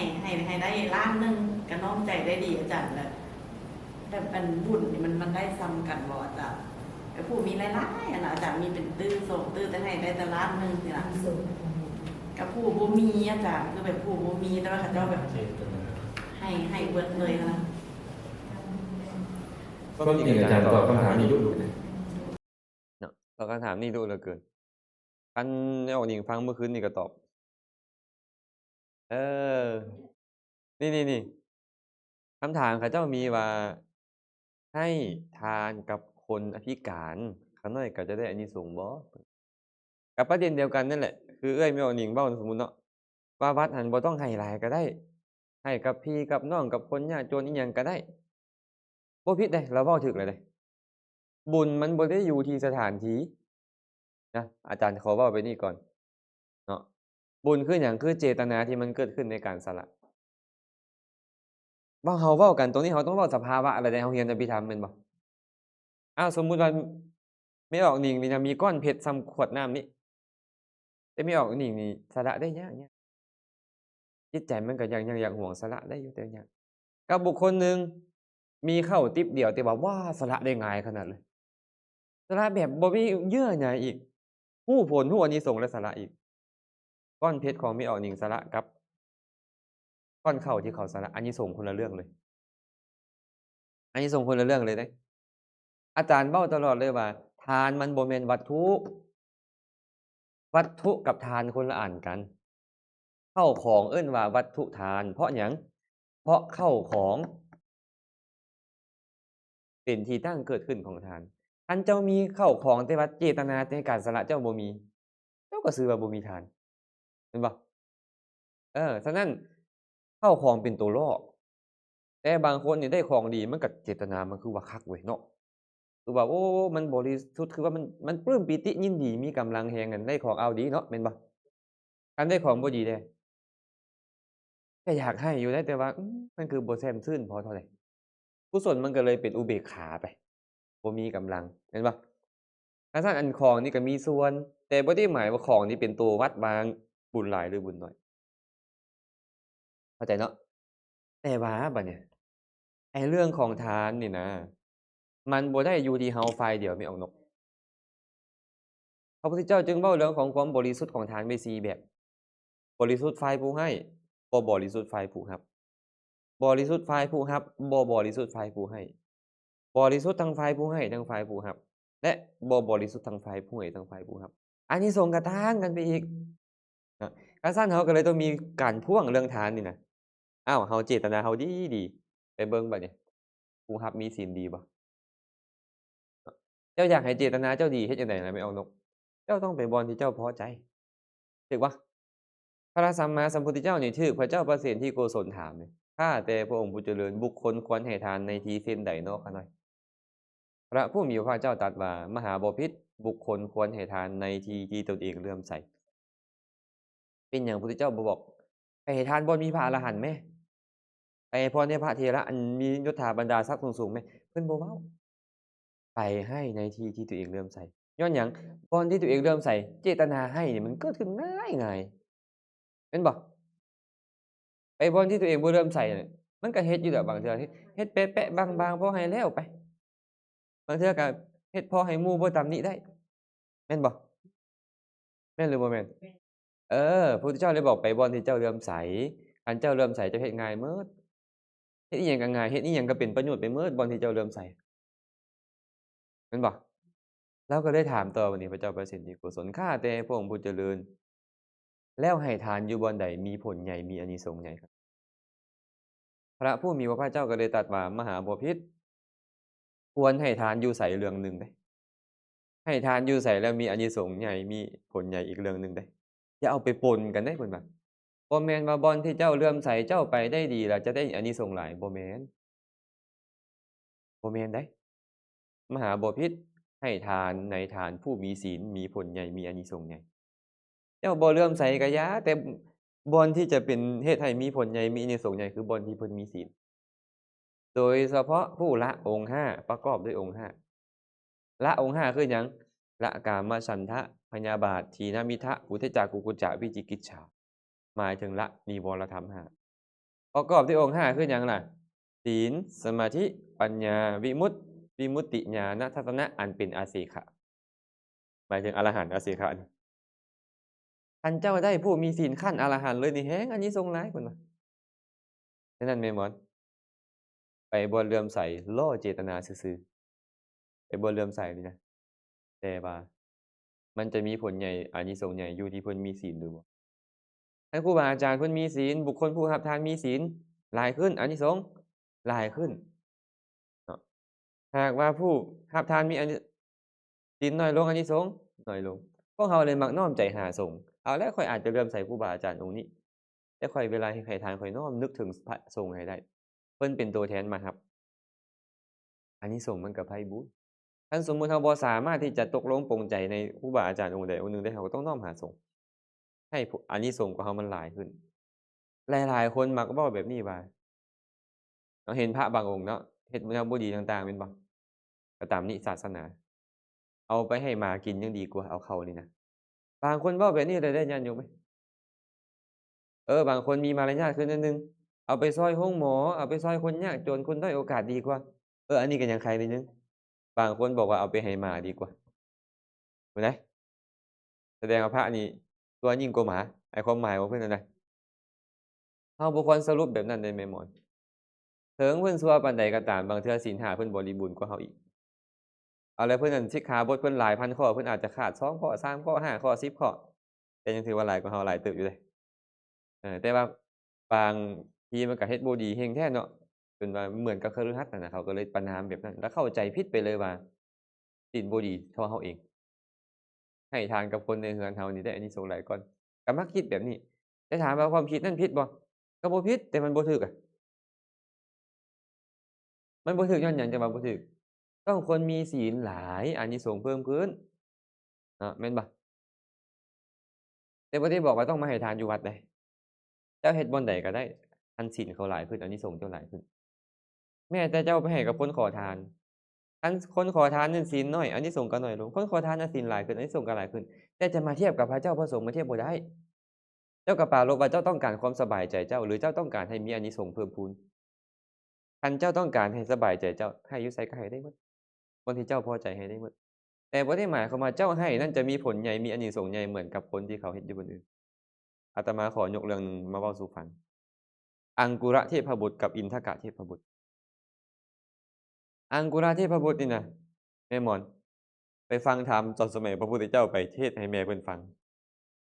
พูนอยู่แค่แกะขอบจักรวาลพู้นไปนั่งฟังธรรมอินทกะเทพบุตรได้มานั่งอยู่ใกล้ๆคือพวกเรานั่งนี่พระเจ้าก็เลยถามอังกุระเทพบุตรเอ้ยเจ้าเฮ็ดอิหยังในการก่อนผ่านมานะเจ้าเวลามาฟังธรรมเจ้าคืออยู่พูนอยู่ไกลแท้อินทกะเอ้ยเจ้าเฮ็ดอิหยังไปในการก่อนเวลาเจ้าฟังธรรมเจ้าคือได้มานั่งอยู่ใกล้แท้ อังกุระเทพบุตรเราก็เลยเหลือใจนะข้าแต่พระองค์ผู้เจริญเมื่อการก่อนข้าน้อยเป็นเศรษฐีข้ ให้โรงทานนี่น่ะยาวปานหางว่าวว่าจังซี่ก็แล้วกันโรงทานเราบอกยาวๆเป็นกิโลเป็นหลายกิโลเนาะใช้เวลาให้ทานเป็นหมื่นๆปีเนาะให้แก่คนยากจนอนาถาเขาน้อยเห็นวันนี้พวกคนขอทุกคนนี่โอ๊ยเขาน้อยพอใจในการให้หมดเลยว่าซั่นแต่ว่าในทานของข้าน้อยนั้นบ่มีผู้มีศีล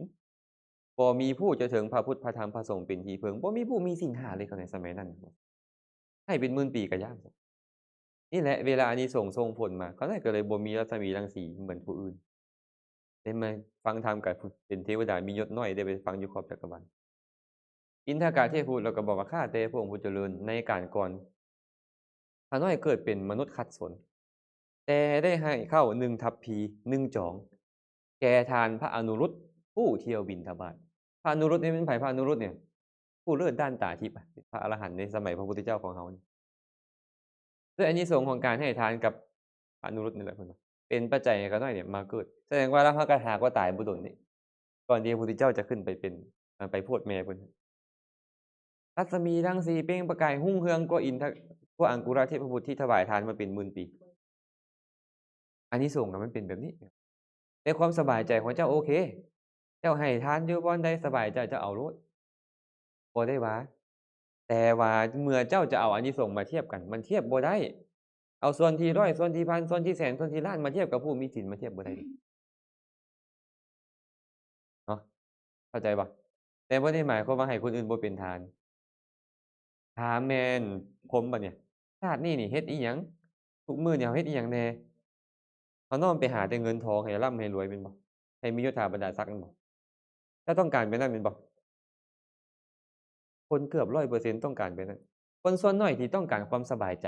เพราะเขาคิดว่าเขามีสิ่งนี้แล้วเขาจะสบายใจเขาก็เลยไปแสวงหาทรัพย์กันทั้งหมดเลยคือกันเลย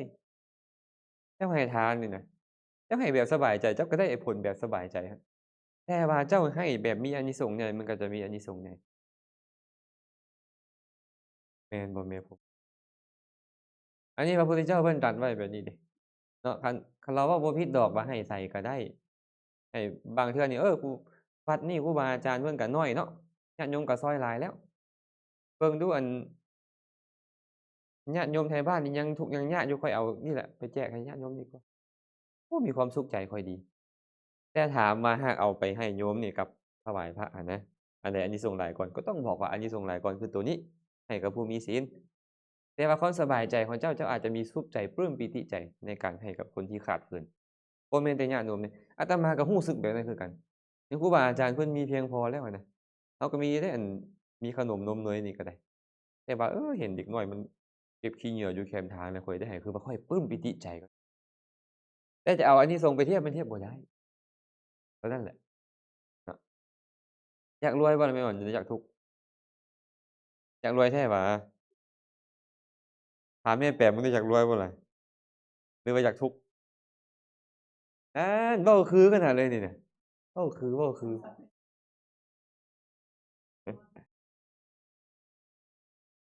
อ้าวอันนี้ตอบคำถามไม่ออกนี่ก็คือสิหมดเวลาแล้วก่อนนี่ตอบคำถามเดียวนี่ก็ไปต่อเนาะ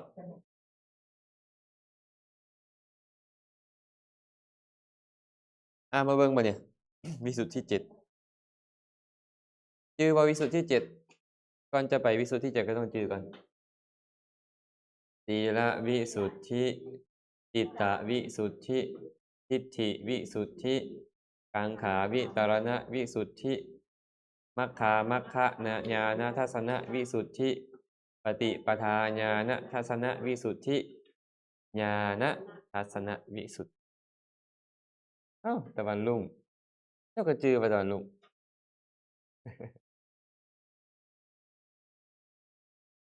ชื่อเบิดบ่นี่ชื่อเบิดซุคนบ่น่าจะเบิดซุคนแม่นบ่ชื่อที่หัวข้อมาเบิ่งเนาะเพิ่นบอกว่าวิสุทธินี่เป็นหยังจึงเอิ้นวิสุทธิธรรมทั้งหลายมีศีลเป็นต้นชื่อว่าวิสุทธิเพราะความบริสุทธิ์คือหมดจดจากธรรมเครื่องมัวหมองคือตัณหาและทิฏฐิหมดจดจากธรรมที่มัวหมองคือตัณหาและทิฏฐิ บริสุทธิ์นั่นแหละเอิ้นว่าวิสุทธิวิสุทธิกับบริสุทธิ์อันเดียวกันวิสุทธิบริสุทธิสุทธิอันเดียวกันเลยเนาะบริสุทธิ์นั่นเองเพิ่นว่ามีอยู่7อย่างเด้อ7อย่างมีศีลเป็นต้นจตุปาริสุทธิศีล4อย่างคือหยังปาติโมกขสังวรศีลอินทริยสังวรศีลอาชีวปริสุทธิศีลปัจจยสันนิสิตศีลชื่อว่าศีลวิสุทธิเฮาที่เว้ากันมาก่อนหน้านั้นแล้วว่าปาติโมกขสังวรศีลรักษาด้วยหยังรักษาด้วยศรัทธาคันบ่มีศรัทธารักษาศีลได้ยากเนาะครูบาอาจารย์คือกันเด้คันครูบาอาจารย์บ่มีศรัทธานี่รักษาศีลได้ยากคันบ่มีศรัทธารักษาศีลได้ยากอินทริยสังวรศีลสภาพมันคือหยังสภาพมันสติใช่หยังรักษาใช่สตินั่นแหละรักษาคันคนบ่มีสติสังรวมอินทรีย์ได้ยากสังรวมอินทรีย์ได้ยากอาชีวปริสุทธิศีลสภาพมันคือหยังสภาพมันสัมมาอาชีวะต้องรักษาด้วยหยังนี่ด้วยความเพียรต้องมีความเพียรต้องมีความเพียรคันบ่มีความเพียรเลี้ยงชีพโดยชอบยากขี้คร้านก็มีแต่ไปลักมักฮุงมุมมาตำเท่านั้นแหละเนาะ คันขี้คร้านน่ะมันก็สิบ่ได้เฮ็ดแนวอื่นแล้วต้องมีความเพียรคันพระก็อันขี้คร้านก็จะมักประจบประแจงชาวบ้านบ่มักบิณฑบาตด้วยลำแข้งมักประจบประแจงชาวบ้านรับใช้ชาวบ้านอิหยังเป็นต้นเอาของไปแลกของบางคนก็มีเด้เนาะไปอั่นบ่อนนี้บ่อนหั้นว่าโอ้โยมแม่อันนี้เอามาฝากโยมแม่เด้อเพิ่นว่า โยมแม่เพิ่นก็ดีใจแล้วลูกรักเอามาฝากเนาะอิหยังก็หอบไปให้แล้วบัดนี้เห็นบ่อันนี้เอาของแลกของอันเนี้ยเอาของไปต่อของบ่ได้เว้ากระทบกระเทียบเว้ายั่วให้เขาเจ้ามาถวายจังซี้บ่ได้ทั้งหมดเลยเนาะมื้อนั้นแม่ออกศรีไว้ถามว่าอาจารย์อันเฮ็ดกุฏินี่เด้เฮ็ดเครื่องหมายได้บ่เฮ็ดกุฏินี่อันนั้นแม่นบ่แม่ออกศรีไว้อาตมาก็เลยตอบว่าทั้งหมดนี่พระขอบ่ได้จีวรบิณฑบาตเสนาสนะชีรณะเภสัชบริขารพระไปขอโยมบ่ได้พระนี่นะไปขอโยมบ่ได้แม่อมรแต่ว่าเภสัชคันป่วยขอได้อาหารคันป่วยขอได้ไอ้2อย่างนี้นะแต่ว่าบัดเนี่ยถ้าหากบ่ป่วยบ่สามารถขออิหยังได้เลยบ่แม่นแต่ขอเดะนี่เว้าเรียบเคียงก็บ่ได้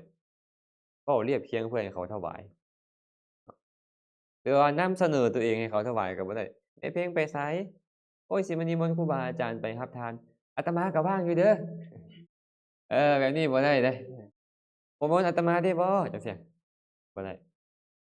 เป็นการเลี้ยงชีพบ่ชอบเนาะบ่ได้เด้อนี่เด้อปริคาถาเว้าอ้อมๆโอภาสคือแสดงอาการว่าให้เขามาถวายนิมิตกรรมนิมิตกรรมคือเฮ็ดเครื่องหมายอย่างเช่นอยากกินอั่นพิซซาก็ไปแต้มรูปพิซซาไว้ไปเลยหรือว่าโพสต์รูปพิซซาลงอันในเฟซบุ๊ก แล้วสงสัยอาจารย์องค์นี้อยากพิซซาว่าสิว่าเขาหาไปถวายจังซี้บ่ได้เนาะแต่ว่านิมิตนี่เฮ็ดได้อย่างเดียวนิมิตกรรมนี่เฮ็ดได้กุฏิสมมุติว่าแม่ออกศรีไวเป็นคนมีศรัทธาดีโอ้แม่ออกศรีไวมาวัดเด้อมื้อนี้เด้อเตรียมหยังอะเตรียมเสือกมาขึงขึงเฮ็ดหยังเฮ็ดกุฏิ แม่ออกศรีไวเราสิมาตอนเที่ยงเด้อเตรียมเด้อพอแม่ออกศรีไวมาปึ๊บขึงเสือกเลยอาจารย์เฮ็ดหยังอาจารย์โอ๊ยว่าสิเฮ็ดกุฏิก่อเพิ่นว่าโอ้คันซั้นขอเป็นเจ้าภาพหินรถหนึ่งเด้ออาจารย์เด้ออันนี้บ่ผิดบ่ได้บอกว่าเจ้ามาเฮ็ดซอยข้อยเด้อคันบอกว่าอยากได้บุญอันใดแล้วมาเอาเด้อก็บ่ผิดได้บุญมีหลายนี่มาส่วนหินก็เป็นบุญแม่นบ่นี่บ่ผิดนิมิตกรรมนี่ยังบ่ผิดนะแต่ขอนี่บ่ได้ขอนี่บ่ได้เฮ็ดนิมิตกรรมได้อาหารหวานคาวเฮ็ดบ่ได้อันอื่นเฮ็ดบ่ได้เนาะ อาอันนี้ก็เว้าให้ฟังฮะบ่ได้ บ่ได้ ผิดเบิดแต่ว่าอั่นคันเฮาสงเคราะห์ว่ารถนี่เป็นอิหยังคันสงเคราะห์ว่ามันเป็นกุฏิก็พอได้คันว่าสงเคราะห์มันเป็นจั่งซั้นน่ะอันอยู่บ่อนอื่นเขามักเฮ็ดแบบนี้เดะเสนาสนะเคลื่อนที่เขาว่าอ้าวอันนี้เขาใส่แบบนั้นเลยเดะวัดเขาสนามไสเขาก็ใส่เสนาสนะเคลื่อนที่นอนก็ได้อยู่หั้นนั่งก็ได้นั่งสมาธิก็ได้ฉันข้าวอยู่ให้หั้นก็ได้แสดงว่าเป็นเสนาสนะเคลื่อนที่เฮ็ดนิมิตกรรมได้บ่นี่ฮึ คือว่ามีแต่อีห้างแท้อยู่ไหนหั่นน่ะเว้าสู่ฟังนิดหนึ่งมื้อนั้นเนาะเขาเจ้ามาตั้งแต่สวนโมกก็บ่ได้รู้จักเขาเจ้าดอกแต่ว่าเขาเจ้านั่นติดต่อมาน่ะเขาเห็นเฮาเทศน์นี่เนาะเขาว่าอยู่ลาววะนั่นล่ะอยู่ลาวเพราะเขาน้อยว่าสิไปกราบเจดีย์ธาตุหลวงไปวัดได้บ่ก็เลยบอกว่าได้แล้วแต่อ่าวัดบ่ได้กีดกันผู้ใดอยากไปก็ไปสินะฉะนั้นเขาก็เลยไปก็เลยพาเขาออกมารถตู้นี่ปิดประตูบ่ได้โอ๊ยจะเป็นธรรมชาติกันยังวะ ไม่ออกกันก็เรามาเราก็ยังจับประตูอยู่ อะไรนี่อะไรนี่เรา อาตมาก็โอ๊ยอดหัวอยู่อาตมาก็เลยเออ อันตอนออกมาทางอย่างแล้วใครเนาะออกมาทางมันเต้นตึกตึกตึกตึกมันแล้ววุดวุดเหมือนเนาะประตูมันก็ดึงขึ้นนะ อาตมาก็โอ๊ยโทรหาพวกไม่ออกกันมารับได้เด้อให้เอารถไปจอดอยู่อันป้อมปตทไม่ออกพวกออกสีไว้ออกวงคารแล้วไปรับอายเขา รถตู้ไม่ออกแม่เพชรมันถวายไปแปลงตลอดเลยไม่เลยเดี๋ยวก็แปลงนี่เดี๋ยวก็แปลงนั่นในรถแต่ละคัน ก็เลยว่าอ้าวเสนาสนะเคลื่อนที่เด้อนี่เด้อให้เสนาสนะเคลื่อนที่ มันเป็นเหมือนเสนาสนะได้นอนก็ได้นอนบ่นอนได้นั่งได้เนาะฉันข้าวได้เทศได้บ่อยู่รถนี่เทศได้บ่เทศได้เดะนี่เทศไปไสก็เทศได้คือว่านั่นแหละอาตมาไปแรกๆเว้าพื้นนี่ออกคนจันทน์จังหวัดก่อนไปอยู่วัดป่านาขามแรกๆเว้าพื้นเราเสือกเราก็ไปออกเงินกันคนละ20,000,000ไปซื้อรถ39,000,000รถตู้ 39,000,000ก็แพงอยู่เดะ39,000,000ตอนนั้นเงินประมาณ20ปลายพันเนาะ39,000,000เพิ่นก็ไปแล้วก็ไปซื้อเขาเจ้าไปจำอะนะจำนำกันแล้วไปซื้อเพิ่นก็ไปบ่เอามาถวายเลยเดะไปเฮ็ดสีใหม่ก่อนเพิ่นว่าเฮ็ดสีเรียบร้อยอาจารย์ฉีกเจี้ยมาเลยเพิ่นว่า ก็ฉีกเจี้ยแล้วไปติดแล้วฉีดสีใหม่เนาะโปะมาใหม่แล้วมันก็ใช้ได้ดีอยู่เดะตอนที่แรกนะแต่ว่าทางนาขามมันโพดสมัยก่อนน่ะโพดแท้โพดว่ารถตู้ยังได้เถื่อกึดๆไปนะก็ปรากฏว่ามีแต่อีห้างนั่นน่ะตั้งแต่นั้นมาผ่านมาจักคันแล้วบุนี่นะรถตู้นี่5คันนี่แล้วรถตู้นี่รถเก๋งคันหนึ่งรถเก๋งเนี่ยจิ้มไปละล่าคันหนึ่งหยังอีกเนี่ย2แถวก็อันที่2นี่2แถว 2แถวนี่นะรถตุ๊กๆอีกรถไถนาก็2คันแล้วนี่น่ะแต่ว่าตั้งแต่อันนั้นมานี่ได้รถใหม่3คันเดะนั่นแหละรถ2แถวน้อยๆนั่นแหละแต่ว่าก็ได้ขาย35,000,000กีบว่าซั่นเขาไปขาย เทกับรถ2แถวตัวใหม่นี่ก็ยังว่าออกแนวเพลงออกห้างให้เก๋กับรถไถนามีรถเดินตามคันหนึ่งไม่ออกลำ4เพิ่นถวายมานี่แหละที่เหลือก็เป็นอีห้างทั้งนั้นเลยจนตั้งชื่อให้ว่าตู้บุญยู่ได้ยู่ตลอดอาตมาความอายเขานี่ไม่ออกเอ้ยไปตายอยู่อันไฟแดงอันพ้นทันเนี่ยได้พากันลงยู่คาไฟแดงกันน่ะยู่ออกมาแต่ท่าหลวงเลยเดะมื้อนั้น3รอบยู่จังหวะเขาเจ้านิมนต์นั่นไปฉันพิซซาอยู่หอวัฒนธรรมนั่นเดะหอวัฒนธรรมเนาะเขาเอิ้นนั่นแม่นบ่อันแถวหยังเขาเอิ้นสายลมบ่แถวหยังแถวนั้นที่หอมาฉันแล้วเรียบร้อยก็บักอิ่มนะออกมาได้พากันมายู่รถโอ๊ยก็เลยเว้าหยอกกันอย่าให้เขาถ่ายรูปเด้อ เออออกมาจากหั้นบัดเนี่ยออกมาจากหั้นผัดไปกราบธาตุหลวงเนาะแบบสมัยก่อนมันดนๆได้ออกมาเนาะไปกราบธาตุหลวงเรียบร้อยได้ยู่ออกมาจากเดินธาตุหลวงออกมาจากเดินธาตุหลวงปุ๊บไปติดไฟแดงบัดนี้ ไปติดไฟแดงแล้วตายคาไฟแดงโอ้อาตมาว่าโอ้ยชีวิตอาตมานี่เนาะพบแต่หลวงบุญอยู่เด้นี่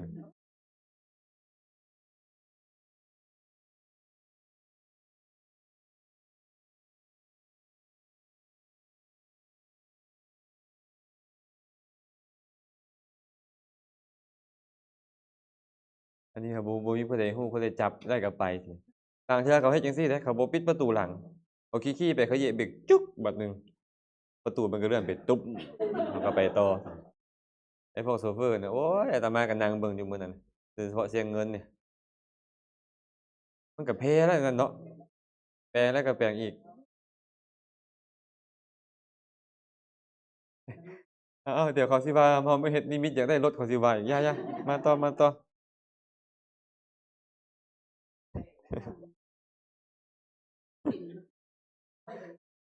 ค่าแปลงยังซ้ำซื้อคันใหม่ราคาแปลง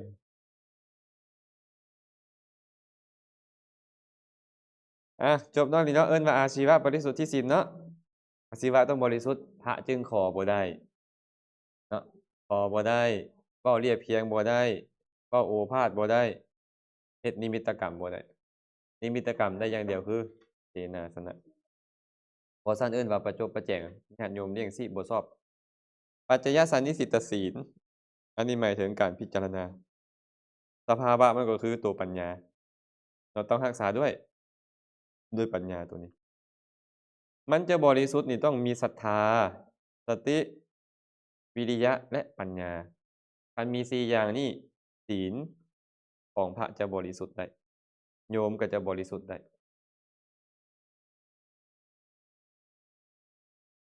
สมาธิ2อย่างคืออุปจารสมาธิและอัปปนาสมาธิชื่อว่าจิตตวิสุทธิจิตตวิสุทธินี่บ่แม่นตัวจิตเนาะเพิ่นเขียนว่าจิตก็จริงธรรมดาจิตแล้วแม่นหยังจิตนี่ธรรมดาแล้วนะจิตตังเนี่ยคืออีหยังสภาวะของมันน่ะธรรมชาติที่รู้แม่นบ่แต่ว่าจิตในโทนี้นี่บ่แม่นจิตตัวนั้นหมายถึงสมาธิจิตจิตตวิสุทธิจึงหมายถึงสมาธิความบริสุทธิ์ของสมาธิเนาะได้แก่อุปจารสมาธิและอัปปนาสมาธินั่นเองอุปจารสมาธิกับอัปปนาสมาธิ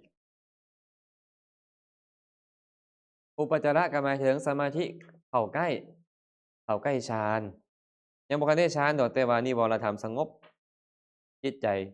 ผ่องแผ้วสะอาดบริสุทธิ์อยู่แต่ว่ายังบ่ถึงขั้นฌานเลยเอิ้นว่าอุปจารสมาธิส่วนอัปปนาสมาธิได้แก่ฌานเลยตัวนี้ได้แก่ฌานเนาะการกำหนดนามและรูปโดยเกี่ยวกับลักษณะลดปัจจุปฐานชื่อว่าทิฏฐิวิสุทธิความเห็นทิฏฐินี่นะความบริสุทธิ์ของความเห็นหมายถึงตัวปัญญานั่นแหละปัญญาที่เห็นว่าอันนี้เป็นนามอันนี้เป็นรูปในสังขารของพวกเขานี่เนาะสังขารทั้งหลายนี่เห็นบ่มีทั้งนามมีทั้งรูปของพ่อไม่ออกมีบ่มีเนาะมีทั้งนามและรูปคันการกำหนดแยกแยะได้ว่าอันนี้เป็นรูปอันนี้เป็นนามด้วยปัญญาใดปัญญานั้นเอิ้นว่าทิฏฐิวิสุทธิแต่เดี๋ยวนี้พวกเรานี่ทิฏฐิบ่บริสุทธิ์พวกเขายังเห็นว่าเป็นเราเป็นเขาเป็นตัวเป็นตนแม่นบ่เรายังบ่เห็นว่าเป็นรูปเป็นนามไม่เอาหยังก็อันลืมชื่อเพิ่นนึกออกผู้มาใหม่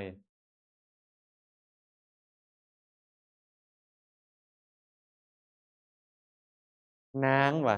อืมนางสาวไอ้คำว่าทิฏฐินี่น่ะ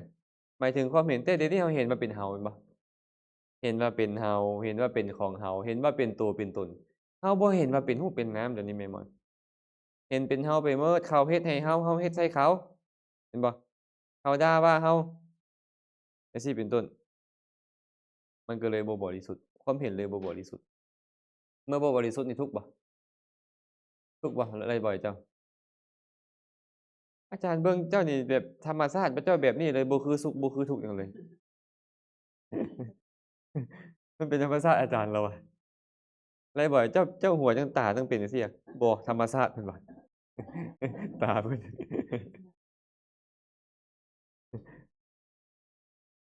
ท่านเห็นว่าเป็นรูปเป็นน้ำตอนไหน ตอนนั้นชื่อว่าทิฏฐิวิสุทธิเกิดขึ้นเราจึงต้องได้ฝึกไอ้ตัวเนี่ยเราบ่สามารถปล่อยให้มันเกิดขึ้นเองได้ มันต้องได้เหตุได้ปัจจัย เหตุปัจจัยก็คือฝึกเห็นเรื่อยๆเห็นเรื่อยๆแต่ว่าเราบ่ค่อยมีเวลาเนาะแม่นอนแม่นเนาะแม่นบ่เราไปมีแต่เราไปเข้าไปหมดเห็นหมอปิยะปุ๊บบ่มีวานุรูปน้ำจักเทื่อลุยใส่ผู้ใดก็ได้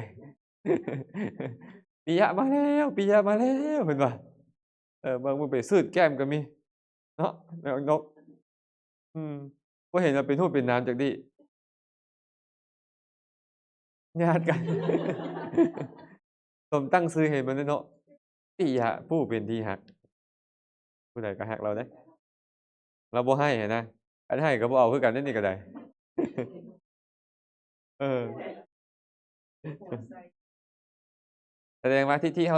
เฮานี่บริสุทธิ์บ่ตอนนั้นน่ะบ่บริสุทธิ์ลำเอียงแล้วเฮาอะลำเอียงเพราะรักแม่นบ่ลำเอียงมันเกิดขึ้นแล้วการกำหนดปัจจัยแห่งนามรูปเหล่านั้นชื่อว่ากังขาวิตรณวิสุทธิ การกำหนดแยกนามรูปว่า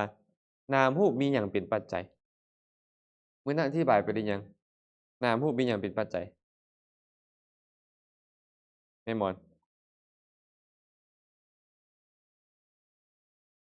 นามรูปมีหยังเป็นปัจจัยก็เราต้องแยกกันก่อนเนาะเอานามก่อน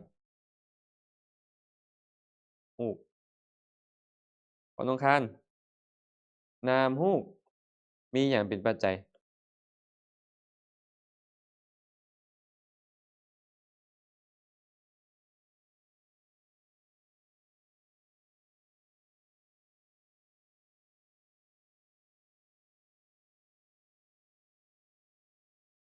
อันนี้ก่อนเนาะเอานับตั้งแต่ปฏิสนธิเลยนับตั้งแต่ปฏิสนธิปฏิสนธินี่อันใดเป็นปัจจัยแก่นามในรูปฮะกรรมเนาะกรรมเป็นปัจจัยแก่นามและรูปแม่นบ่คันบ่มีกรรมปฏิสนธิมีได้บ่บ่มีเนาะมีบ่ได้เนาะกรรมจึงชื่อว่าเป็นปัจจัยแก่นามและรูปนับตั้งแต่ปฏิสนธิรูปนี้เกิดจากหยังหทัยวัตถุเกิดจากหยังตอนที่แม่เพ็งมาปฏิสนธิในภพนี่นะแม่เพ็งต้องมีหัวใจเอิ้นว่าหทัยวัตถุแต่มันน้อยหลายเนาะเอิ้นว่ารูปหทัยวัตถุรูปหทัยวัตถุคือหทัยเอาเอิ้นนะมีหทัยวัตถุรูปมาคันบ่มีตัวนี้นี่นะนามเป็นปัจจัยบ่ได้นามมันเกิดขึ้นบ่ได้แสดงว่านามนี่น่ะก็มีรูปเป็นปัจจัยนำในขณะปฏิสนธิเห็นบ่รูปนี้ก็มีนามเป็นปัจจัยนำถูกบ่ปัจจัยที่เกิดพร้อมกันในขณะนั้นแต่ว่าทั้งนามทั้งรูปนี่น่ะได้กรรมเป็นปัจจัยเพราะอันจิตประเภทใดเฮ็ดหน้าที่ปฏิสนธิพ่อน้องคานวิบากนี่แปลว่าผลของหยังผลของบุญผลของบาปแม่นบ่แสดงว่ามันต้องเป็นวิบากแม่นบ่ไอ้บุญและบาปมันเอิ้นมาหยังบุญและบาปนี่เอิ้นว่ากรรมนี่แหละกรรมจึงเป็นปัจจัยแก่นามและรูปในขณะปฏิสนธิในขณะปฏิสนธินั่นแหละนามก็เป็นปัจจัยแก่รูปก็เป็นปัจจัยแก่นามถูกบ่และถามว่าผู้ใดยังมีรูปยังมีนามผู้ที่ยังมีอวิชชาผู้ที่ยังมีตัณหาแม่นบ่อวิชชาและตัณหาจึงเป็นปัจจัยให้เจ้ามีรูปร่างกายมีนามคือมีขันธ์ห้าเกิดขึ้นเรื่อยๆบ่หยุดบ่หย่อนแม้แต่ในประวัติการก็มีอวิชชานี่แหละเป็นปัจจัยทั้งในปฏิสนธิและในประวัติการนามและรูปมีอวิชชาเป็นปัจจัยนะอันเนาะและบ่แม่นตั้งแต่ปฏิสนธิเท่านั้นไดที่นามและรูปมีกรรมเป็นปัจจัยเนี่ยตอนนี้นี่พ่อนงคารมีจักขุประสาทบ่จักขุประสาทนี่เป็นกรรมเป็นรูปประเภทใดรูปที่เกิดจากกรรมจักขุวิญญาณนี่เป็นวิญญาณประเภทใดวิบากวิญญาณแสดงว่าทั้งนามทั้งรูปได้หยังเป็นปัจจัยได้กรรมเป็นปัจจัย และในขณะเดียวกันนั่นรูปก็เป็นปัจจัยแก่นามนะน้ำก็เป็นปัจจัยแก่รูปโดยนัยยะอื่นอีกเห็นปะและแม้แต่วิญญาณก็ยังเป็นปัจจัยแก่นามรูปได้ทั้งในปฏิสนธิการทั้งในประวัติการถูกปะแต่รายละเอียดมันหลายว่าแต่เฮาที่เอาไปจัดปัจจัยใดมาเว้ารูปร่างกายได้บ่นี่เอาได้อย่างเป็นปัจจัยจึงมี ในปัจจุบันเนี่ยได้อาหารการอาหารบ่เป็นปัจจัยเด้บ่ได้เนาะและมันแม่นแต่อาหารนี่บ่แม่นแต่อาหารดอกกรรมจิตอุตุอาหารทั้งหมดเป็นปัจจัยแก่รูปนี้เพราะรูปเกิดจากสมมุติฐานทั้ง4นี่เกิดจากสมมุติฐานทั้ง4อ้าวอาหารนี่เป็นปัจจัยแก่นามได้บ่อาจารย์นามอาหารก็มี3ผัสสะอาหารมโนสัญเจตนาอาหารวิญญาณอาหารเห็นบ่ ภาษาอาหารมันก็เป็นน้ำประเภทหนึ่งมันก็เป็นปัจจัยแก่ทางน้ำทางรูปเนาะ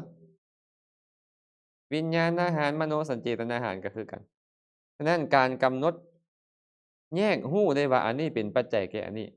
รูปน้ำเป็นปัจจัยแก่กันและกันก็ตามน้ำเป็นปัจจัยแก่รูปเป็นปัจจัยแก่น้ำก็ตามเอิ้นว่ากังขาวิจารณวิสุทธิปัญญาที่เกิดขึ้นหายความสงสัยข้ามพ้นความสงสัยว่าผู้นี้สร้างขึ้นผู้นั้นสร้างขึ้นห้ามพ้นความสงสัยแหละคันรู้เหตุรู้ปัจจัยมาแล้วบ่มีดอกผู้สร้างขึ้นนี่นะนั้นผู้ใดมาสร้างเฮาบ่มีแม่นหยังมันสร้างล่ะนี่แหละกรรมแล้วแม่นหยังจะมีกรรมล่ะก็อวิชชาตัณหายังมีอยู่มันก็เลยเป็นเหตุให้พวกเราต้องมีรูปร่างกายมีจิตใจมีรูปมีนามนี่อยู่บ่หยุดบ่หย่อนบ่มีผู้สร้างขึ้นจักเทื่อห้ามพ้นหรือยังในความสงสัยว่าผู้ใดสร้างขึ้นเนาะ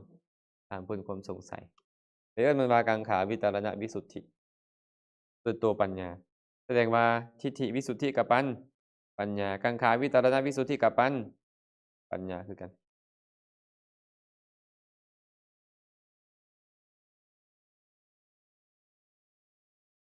รส รสก็คือหน้าที่มันปัจจุปฐานกับผลปรากฏประทัดฐานก็คือนี่แหละเหตุเกิดขึ้นของปัจจัยนี่เพิ่นเลยเอิ้นว่าลักษณะรสปัจจุปฐานประทัดฐานลักษณะเป็นลักษณะของมันนั่นเป็นจังได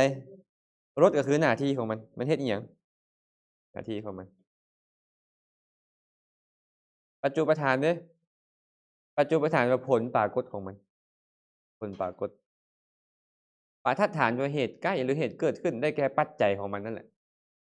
ปัจจัยของมันไอ้ทิฏฐิวิสุทธินี่มันกำหนดแค่ลักษณะรสและปัจจุปฐาน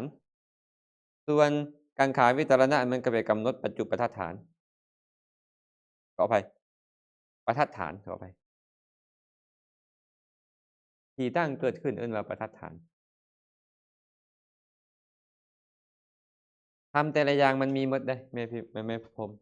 เราต้องไปศึกษาแต่ว่ามันหลายโพดอาจารย์กำหนดยากเขากำหนดยากอาจารย์ก็เลยบ่ได้สอนพวกนั้นไว้ให้ไปสังเกตเบิ่งแต่ละอันเอาคันไปเว้าเรื่องนั้นอีกโอ้ยุ่งเลยเฉพาะทำ13อย่างไปคูณ4บัดนี้เป็นจังไดแต่ละอย่างลักษณะจั่งใดก็ยังพอแรงแล้วเนาะ ไปคูณ4อีกแม่หมอน53คูณ4ได้เท่าใด212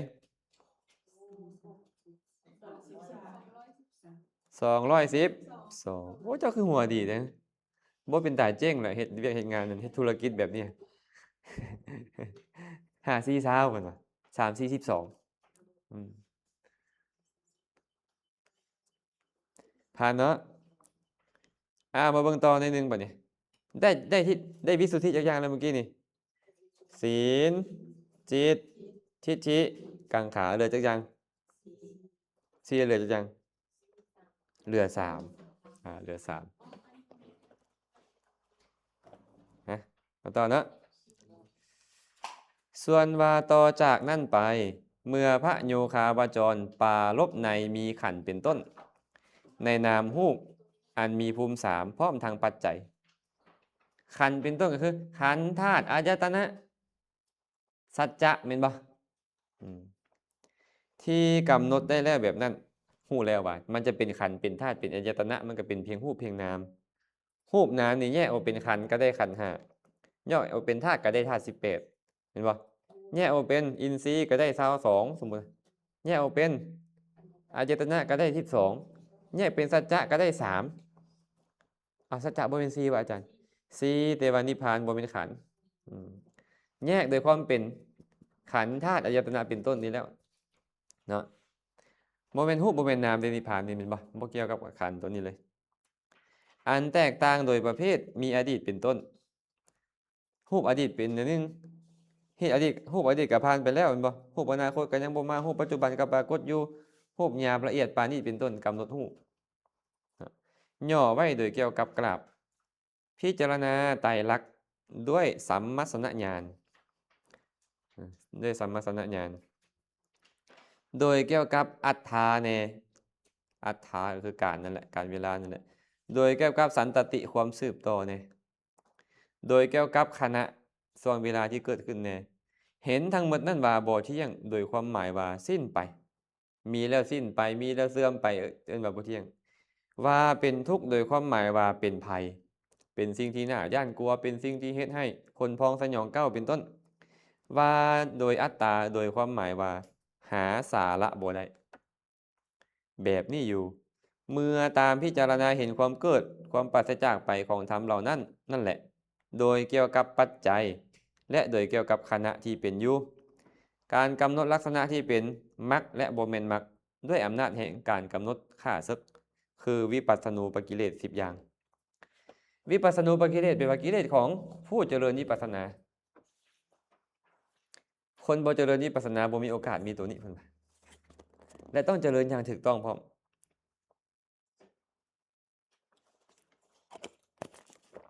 มาเบิ่งเนาะ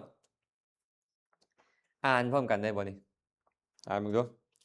โอภาโสปิติปัสสัทธิอธิโมกโขจะปักขะโห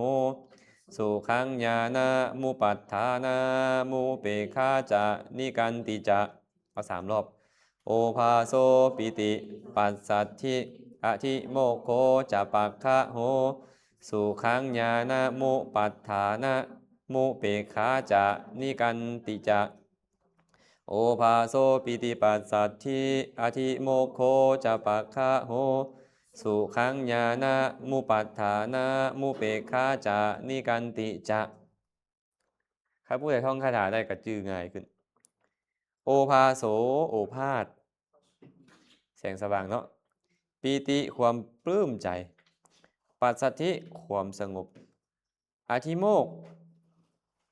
ศรัทธาตัวเนี้ยความน้อมใจไปศรัทธาปากขะหะปากขะหะก็คือ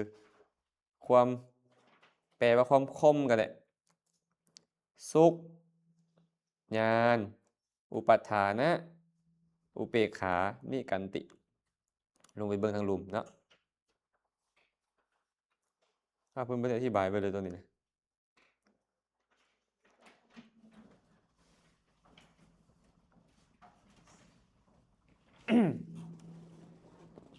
วิปัสสนาปัญญามันก็จะเกิดขึ้นเห็น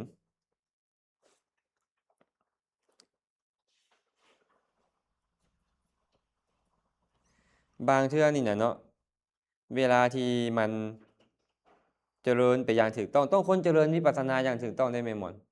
คันผู้ใดเจริญวิปัสสนาบ่ถูกต้องบ่มีโอกาสพอแบบนี้ผู้ทุศีลบ่มีโอกาสพอเพิ่นเจริญวิปัสสนาบ่มีโอกาสพอต้องคนที่เจริญวิปัสสนามาถูกต้องแล้วจังค่อยพ้อสิ่งเหล่านี้นะบางเทื่อก็มีแสงสว่างปรากฏแสงสว่างจ้าโอ้สงสัยค่อยบรรลุแล้วบางคนนะบ่เอาต่อเนาะบางเทื่อก็มีปีติโอ้เห็นปลื้มปิติใจอยู่ตลอดเลยปฏิบัติแล้วปลื้มปิติปราโมทย์อยู่อยากเฮ็ดต่อเรื่อยๆเห็นบ่บางเทื่อก็สงบเนาะสงบเสงี่ยมมามีความสงบเสงี่ยมเกิดขึ้นเคยบ่ไม่ออกเวลาเราปฏิบัติไปละสงบมันนะฮะเคยแท้ว่าแม่หมอนบ่คือคนสงบเว้ย ตอนปฏิบัติ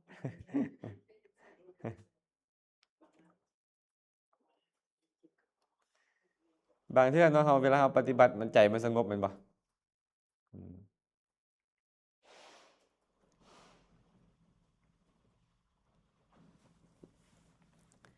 บางเทื่อมันก็สงบเนาะบางเทื่อสงบแล้วเข้าใจว่าตัวเองบรรลุธรรมบ่ต่ออืมพอแล้วเพิ่นว่าบ่ต่อดีกว่าบ่ต่อดีกว่า บางครั้งนี่ล่ะ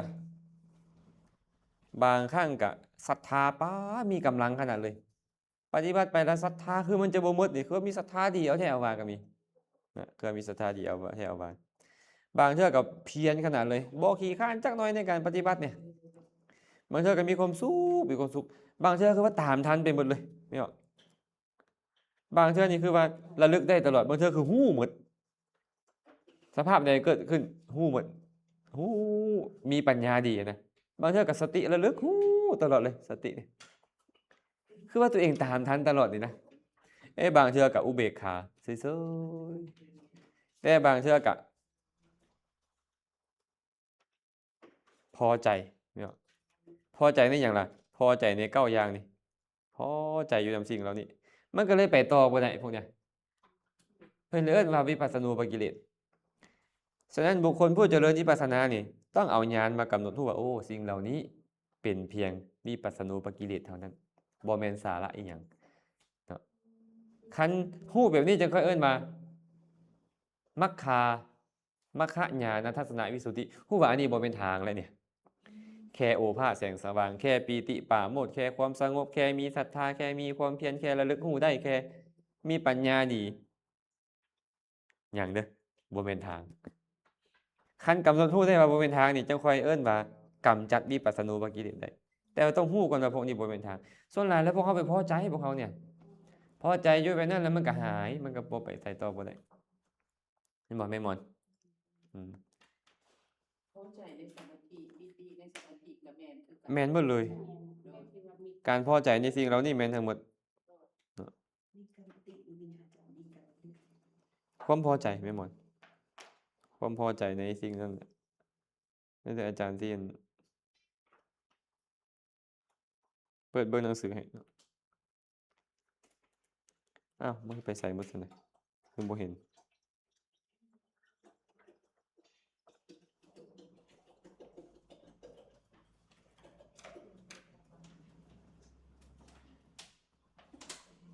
นี่เด้ออธิบายให้เฮาอยู่นี่เด้อหน้านี้แหล้วเนาะโอภาสคือแสงสว่างเนาะแสงสว่าง53ปีติ5อย่างมีคุถกาปิติเป็นต้นก่อเกิดขึ้นพร้อมกับวิปัสสนาปิตินั่นแหละเนาะปัสสัทธิก็คือความสงบกายหมายถึงนามกายเนาะกายและจิตยอมสงบบ่กระวนกระวายเวลาปฏิบัติไปแล้วสงบบ่กระวนกระวายอธิโมกข์หมายถึงสัตทินรีย์ที่มีกำลังหลายยอมเกิดขึ้นศรัทธานี่ปรากฏว่าโอ้ยยังเหมือนกับยางลงมั่นและบ่คอนแคนต่อพระพุทธพระธรรมพระสงฆ์แหละนั่นแหละอินทรีย์คือศรัทธามาจากศรัทธาบวกอินทรีย์ความเป็นใหญ่นั่นแหละปากขะหมายถึงความเพียรหรือวิริยะสัมโพชฌงค์นั่นเองที่เฮ็ดให้เฮ็ดกิจแห่งสัมมาประธานปรารภดีแล้วยอมเกิดขึ้นปฏิบัตินี่บ่อยากหยุดบ่อยากหย่อนเลยเห็นบ่ครูบาอาจารย์โดยเฉพาะสายป่าเพิ่นมักมาเล่าชีวประวัติเพิ่นเนาะ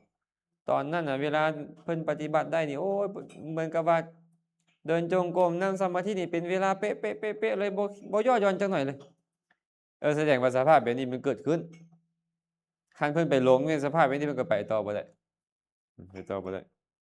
บางคนเป็นไปนั่นเด้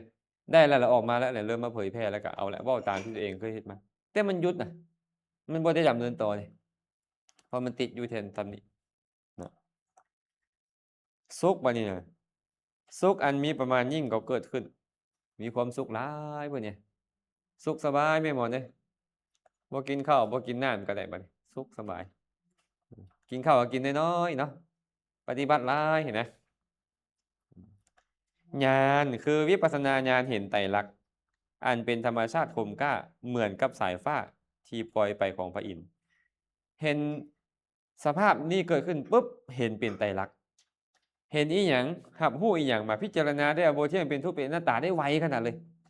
เพิ่นเลยไปติดอยู่ตัวนี้บัดนี้ว่าเพิ่นนี่โอ้แน่แล้วเพิ่นได้คุณธรรมชั้นใดชั้นหนึ่งแล้วเห็นบ่นี่ เห็นปุ๊บค่อยพิจารณาเห็นไตรลักษณ์เห็นบ่ครูบาอาจารย์เพิ่นมักมาเว้าเนาะเห็นผู้หญิงนี่ก็พิจารณาเห็นเป็นอสุภะเห็นเป็นความบ่เที่ยงเป็นทุกข์เป็นหน้าตาได้หมดแต่สุดท้ายเป็นไดอาจารย์มิสุโอะ38พรรษานี่คือเก่าแต่ว่าบ่คันได้บรรลุอีหยังมันยังมีโอกาสกลับมาหมดแนวแต่บ่ดีแล้วบ่ละ38ปีที่เพิ่นปฏิบัติโอ้ยกใส่เก้าเท่าใส่หัวอนุโมทนานำเพิ่นเฮ็ดได้ขนาดนั้นบ่เชื่อละสละผัวมาบวชจัก2มื้อก่อน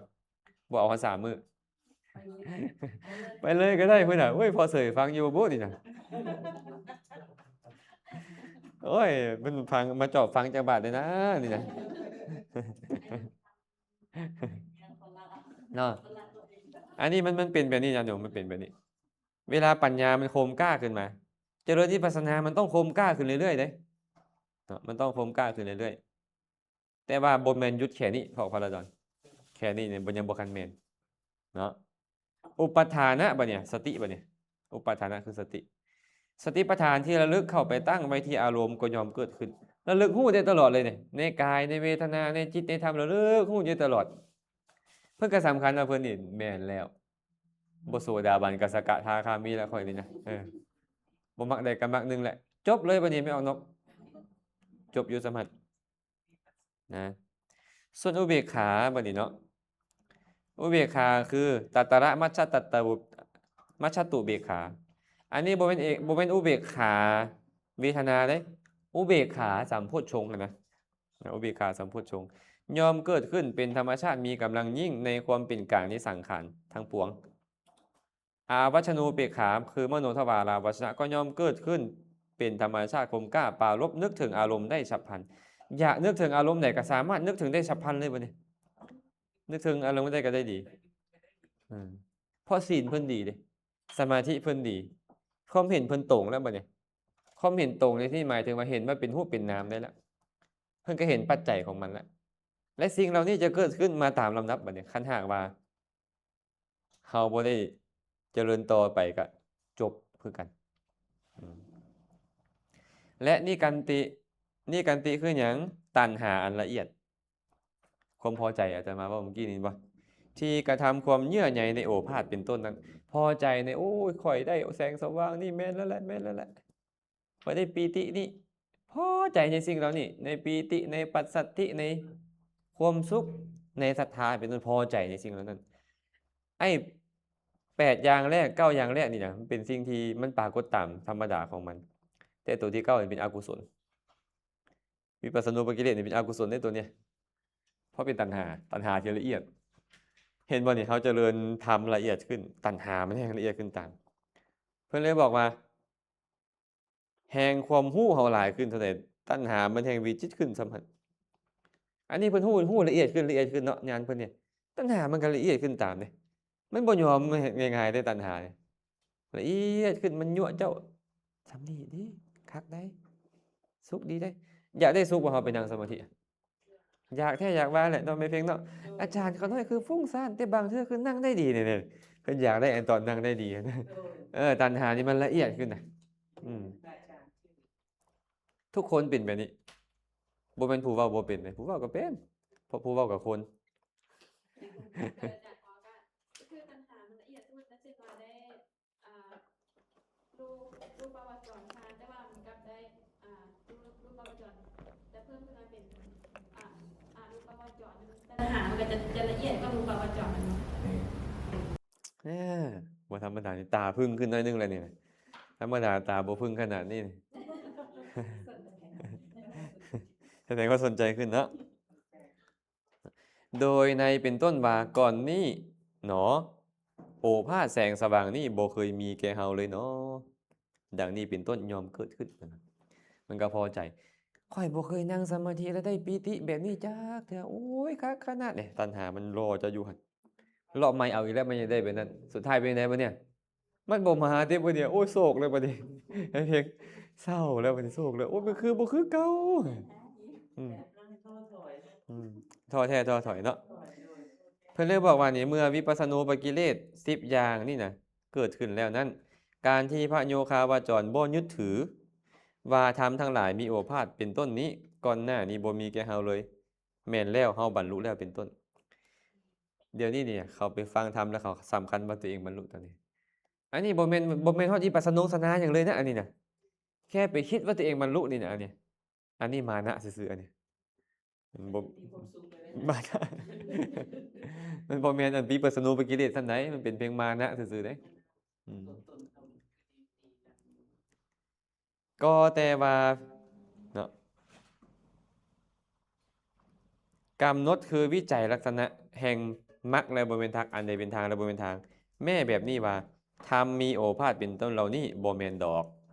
พิจารณาเลยบ่แม่นพวกเนี้ยเพราะเป็นที่ตั้งของตัณหามานะและทิฏฐิเห็นบ่เนี่ยมันยังมายึดมาถืออยู่เนี่ยมันบ่เป็นทาง ก็แต่ว่าวิปัสสนูปกิเลสเป็นเพียงวิปัสสนูปกิเลสเท่านั้นเอง มันบ่แม่นผลของการปฏิบัติอีหยังบ่ได้บรรลุอีหยังดอกมันเป็นวิปัสสนูปกิเลสวิปัสสนาญาณที่ดำเนินไปตามวิถีอันพ้นไปจากวิปัสสนูปกิเลสเหล่านี้เป็นมรรคชื่อว่ามัคคามัคคะญาณทัศนวิสุทธินะเพราะฮู้คือเพราะเห็นว่าเป็นมรรคและบ่แม่นมรรคและเพราะชำระความเห็นผิดว่าเป็นมรรคในสิ่งที่บ่แม่นมรรคคือวิปัสสนูปกิเลสทั้งหลายวิปัสสนาเก้าอย่างที่นับว่าเป็นปฏิปทานญาณทัศนวิสุทธิอันนี้เก้าอย่างเลยเด้เก้าอย่างเลยเก้าอย่างมีอย่างแน่สัมมาสนญาณตั้งแต่อุปจจพยญาณเลยอุทยพยญาณหลังจากสัมมาสนญาณเนาะอุทยพยญาณที่ฮู้ความเกิดขึ้นและความดับไปแห่งขันธ์ทั้งหลายที่มีกำลัง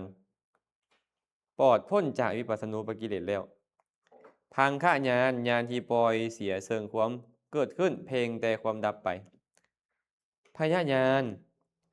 ที่ตามเพียงแต่การที่น่าย่านกลัวเหมือนสัตว์ให้มีราชสีห์เป็นต้นที่ปรากฏด้วยอำนาจแห่งขันธ์ทั้งหลาย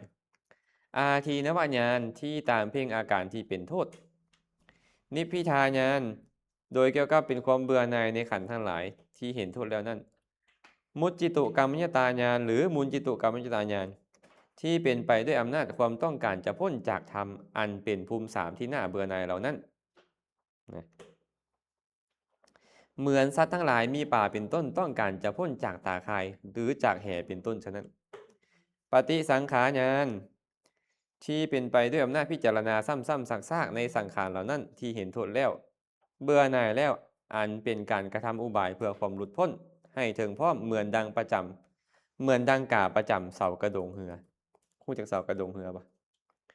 สมัยก่อนเนี่ยเขาบ่มีเข็มทิศเขาบ่มีอหย่างคือพวกเขาเนาะเวลาเขาโดยสารเหือเขาจะเอากาไปกานี่นะคันมันเห็นฟังมันจะบินไปฟังเขาก็ได้เอากานี่ขึ้นใส่เสาเหือเห็นบ่เหือใบเหืออย่างนั้นเนาะเขาเอากาขึ้นไว้เทิงพุ่นแม่หมอนกามันก็จะบินไปซ้ายบินไปขวาเพื่อแสวงหาฟัง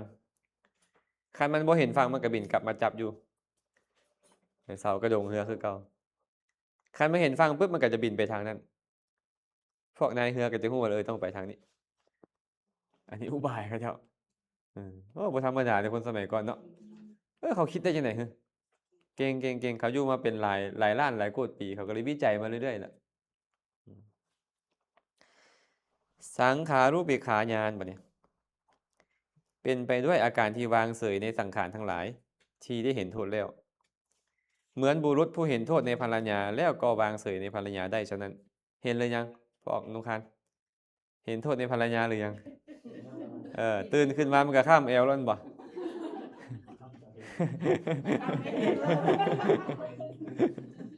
มันข้ามแอวใส่รถบ่ไปยังมาเฮ็ดอีหยังแน่ไปกับไผเป็นหยังคือมาซะแท้คือบ่เฮ็ดอันนั้นคือบ่เฮ็ดอันนี้โว้ยจังซี่ก็บ่เอาแล้วคันฮู้ว่าเป็นจังซี่ค่อยบ่เอาเจ้าดอกเพิ่นว่าตอนพ่อกันมื้อแรกๆเจ้าคือบ่เป็นจังซี่เห็นบ่แม่นบ่จำได้ไหมเพลงมันร้องแรกๆที่เราพบกันมันว่ามันคือบ่เป็นแนวนี้วะตอนเราเจอกันใหม่ๆนี่น่ะมารยาทก็โหยปานนั้นพับไว้เพิ่นว่าบาดตอนนี้นี่โธ่ตื่นสวยกับบักฮามาสายกับบักหุงว่าล่ะเห็นหรือยังอาจารย์โชคดี จะโชคดี ขอให้โชคดีไปตลอดเนาะ อนุโลมญาณบ่เนี่ย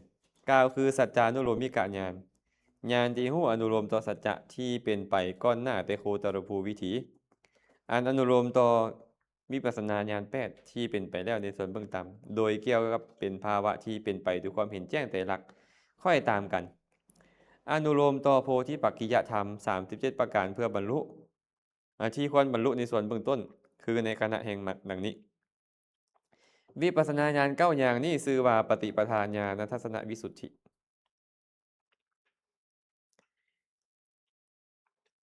ความว่าชื่อว่าปฏิปทา เพราะเป็นปฏิปทาคือเป็นข้อปฏิบัติเพื่อบรรลุญาณทัศนวิสุทธิ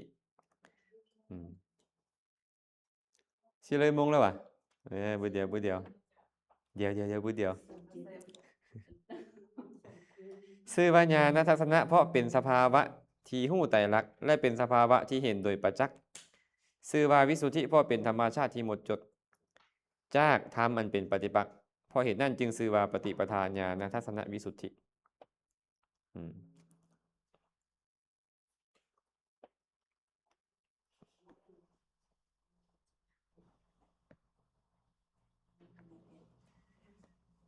นะแสดงว่าตัวพิจารณาโอภาสนี้ได้เนาะตัวพิจารณาโอภาสนี้ได้เอิ้นว่าหยังเอิ้นว่ามัคคามัคคะญาณทัศนวิสุทธิพิจารณาเห็นทางบ่แม่นทางนะส่วนวิปัสสนาญาณ9อย่างนับตั้งแต่อุทยพยญาณเป็นต้นไปจนถึงอนุโลมญาณเอิ้นว่าปฏิปทาญาณทัศนวิสุทธิส่วนมรรคบ่เนี่ยมรรคจิตโสดาปฏิมรรคสกทาคามิมรรคอนาคามิมรรคและอรหัตตมรรคนี่เอิ้นว่าญาณทัศนวิสุทธิเพราะเป็นปัญญาที่ชำระกิเลสได้เรื่องปัญญาณทัศนวิสุทธินี่เพิ่นส่งเคราะห์วิสุทธิเข้ากับวิปัสสนาญาณกันสั้นเนาะตอนเช้านี้คือสิหมดเวลาแล้วแม่เป๋มเพิ่นท่วงแล้วอาจารย์ลืมมงบอกพุ่นนะก็พอดีหมดมงสรุปมาตอนนี้เรากำลังเข้าเรื่องของวิสุทธิ7ส่งเคราะห์เข้ากับวิปัสสนาญาณวิปัสสนาญาณ10อย่างนั่นเอามาส่งเคราะห์ลงในวิสุทธินี้ตอนบ่ายเขาจะมาสรุปย่ออีกบาทหนึ่งให้เขาเข้าใจแจ่มแจ้งขึ้นเติมตอนเช้านี้เท่านี้ก่อนอนุโมทนานำทุกคนทุกท่านเด้อ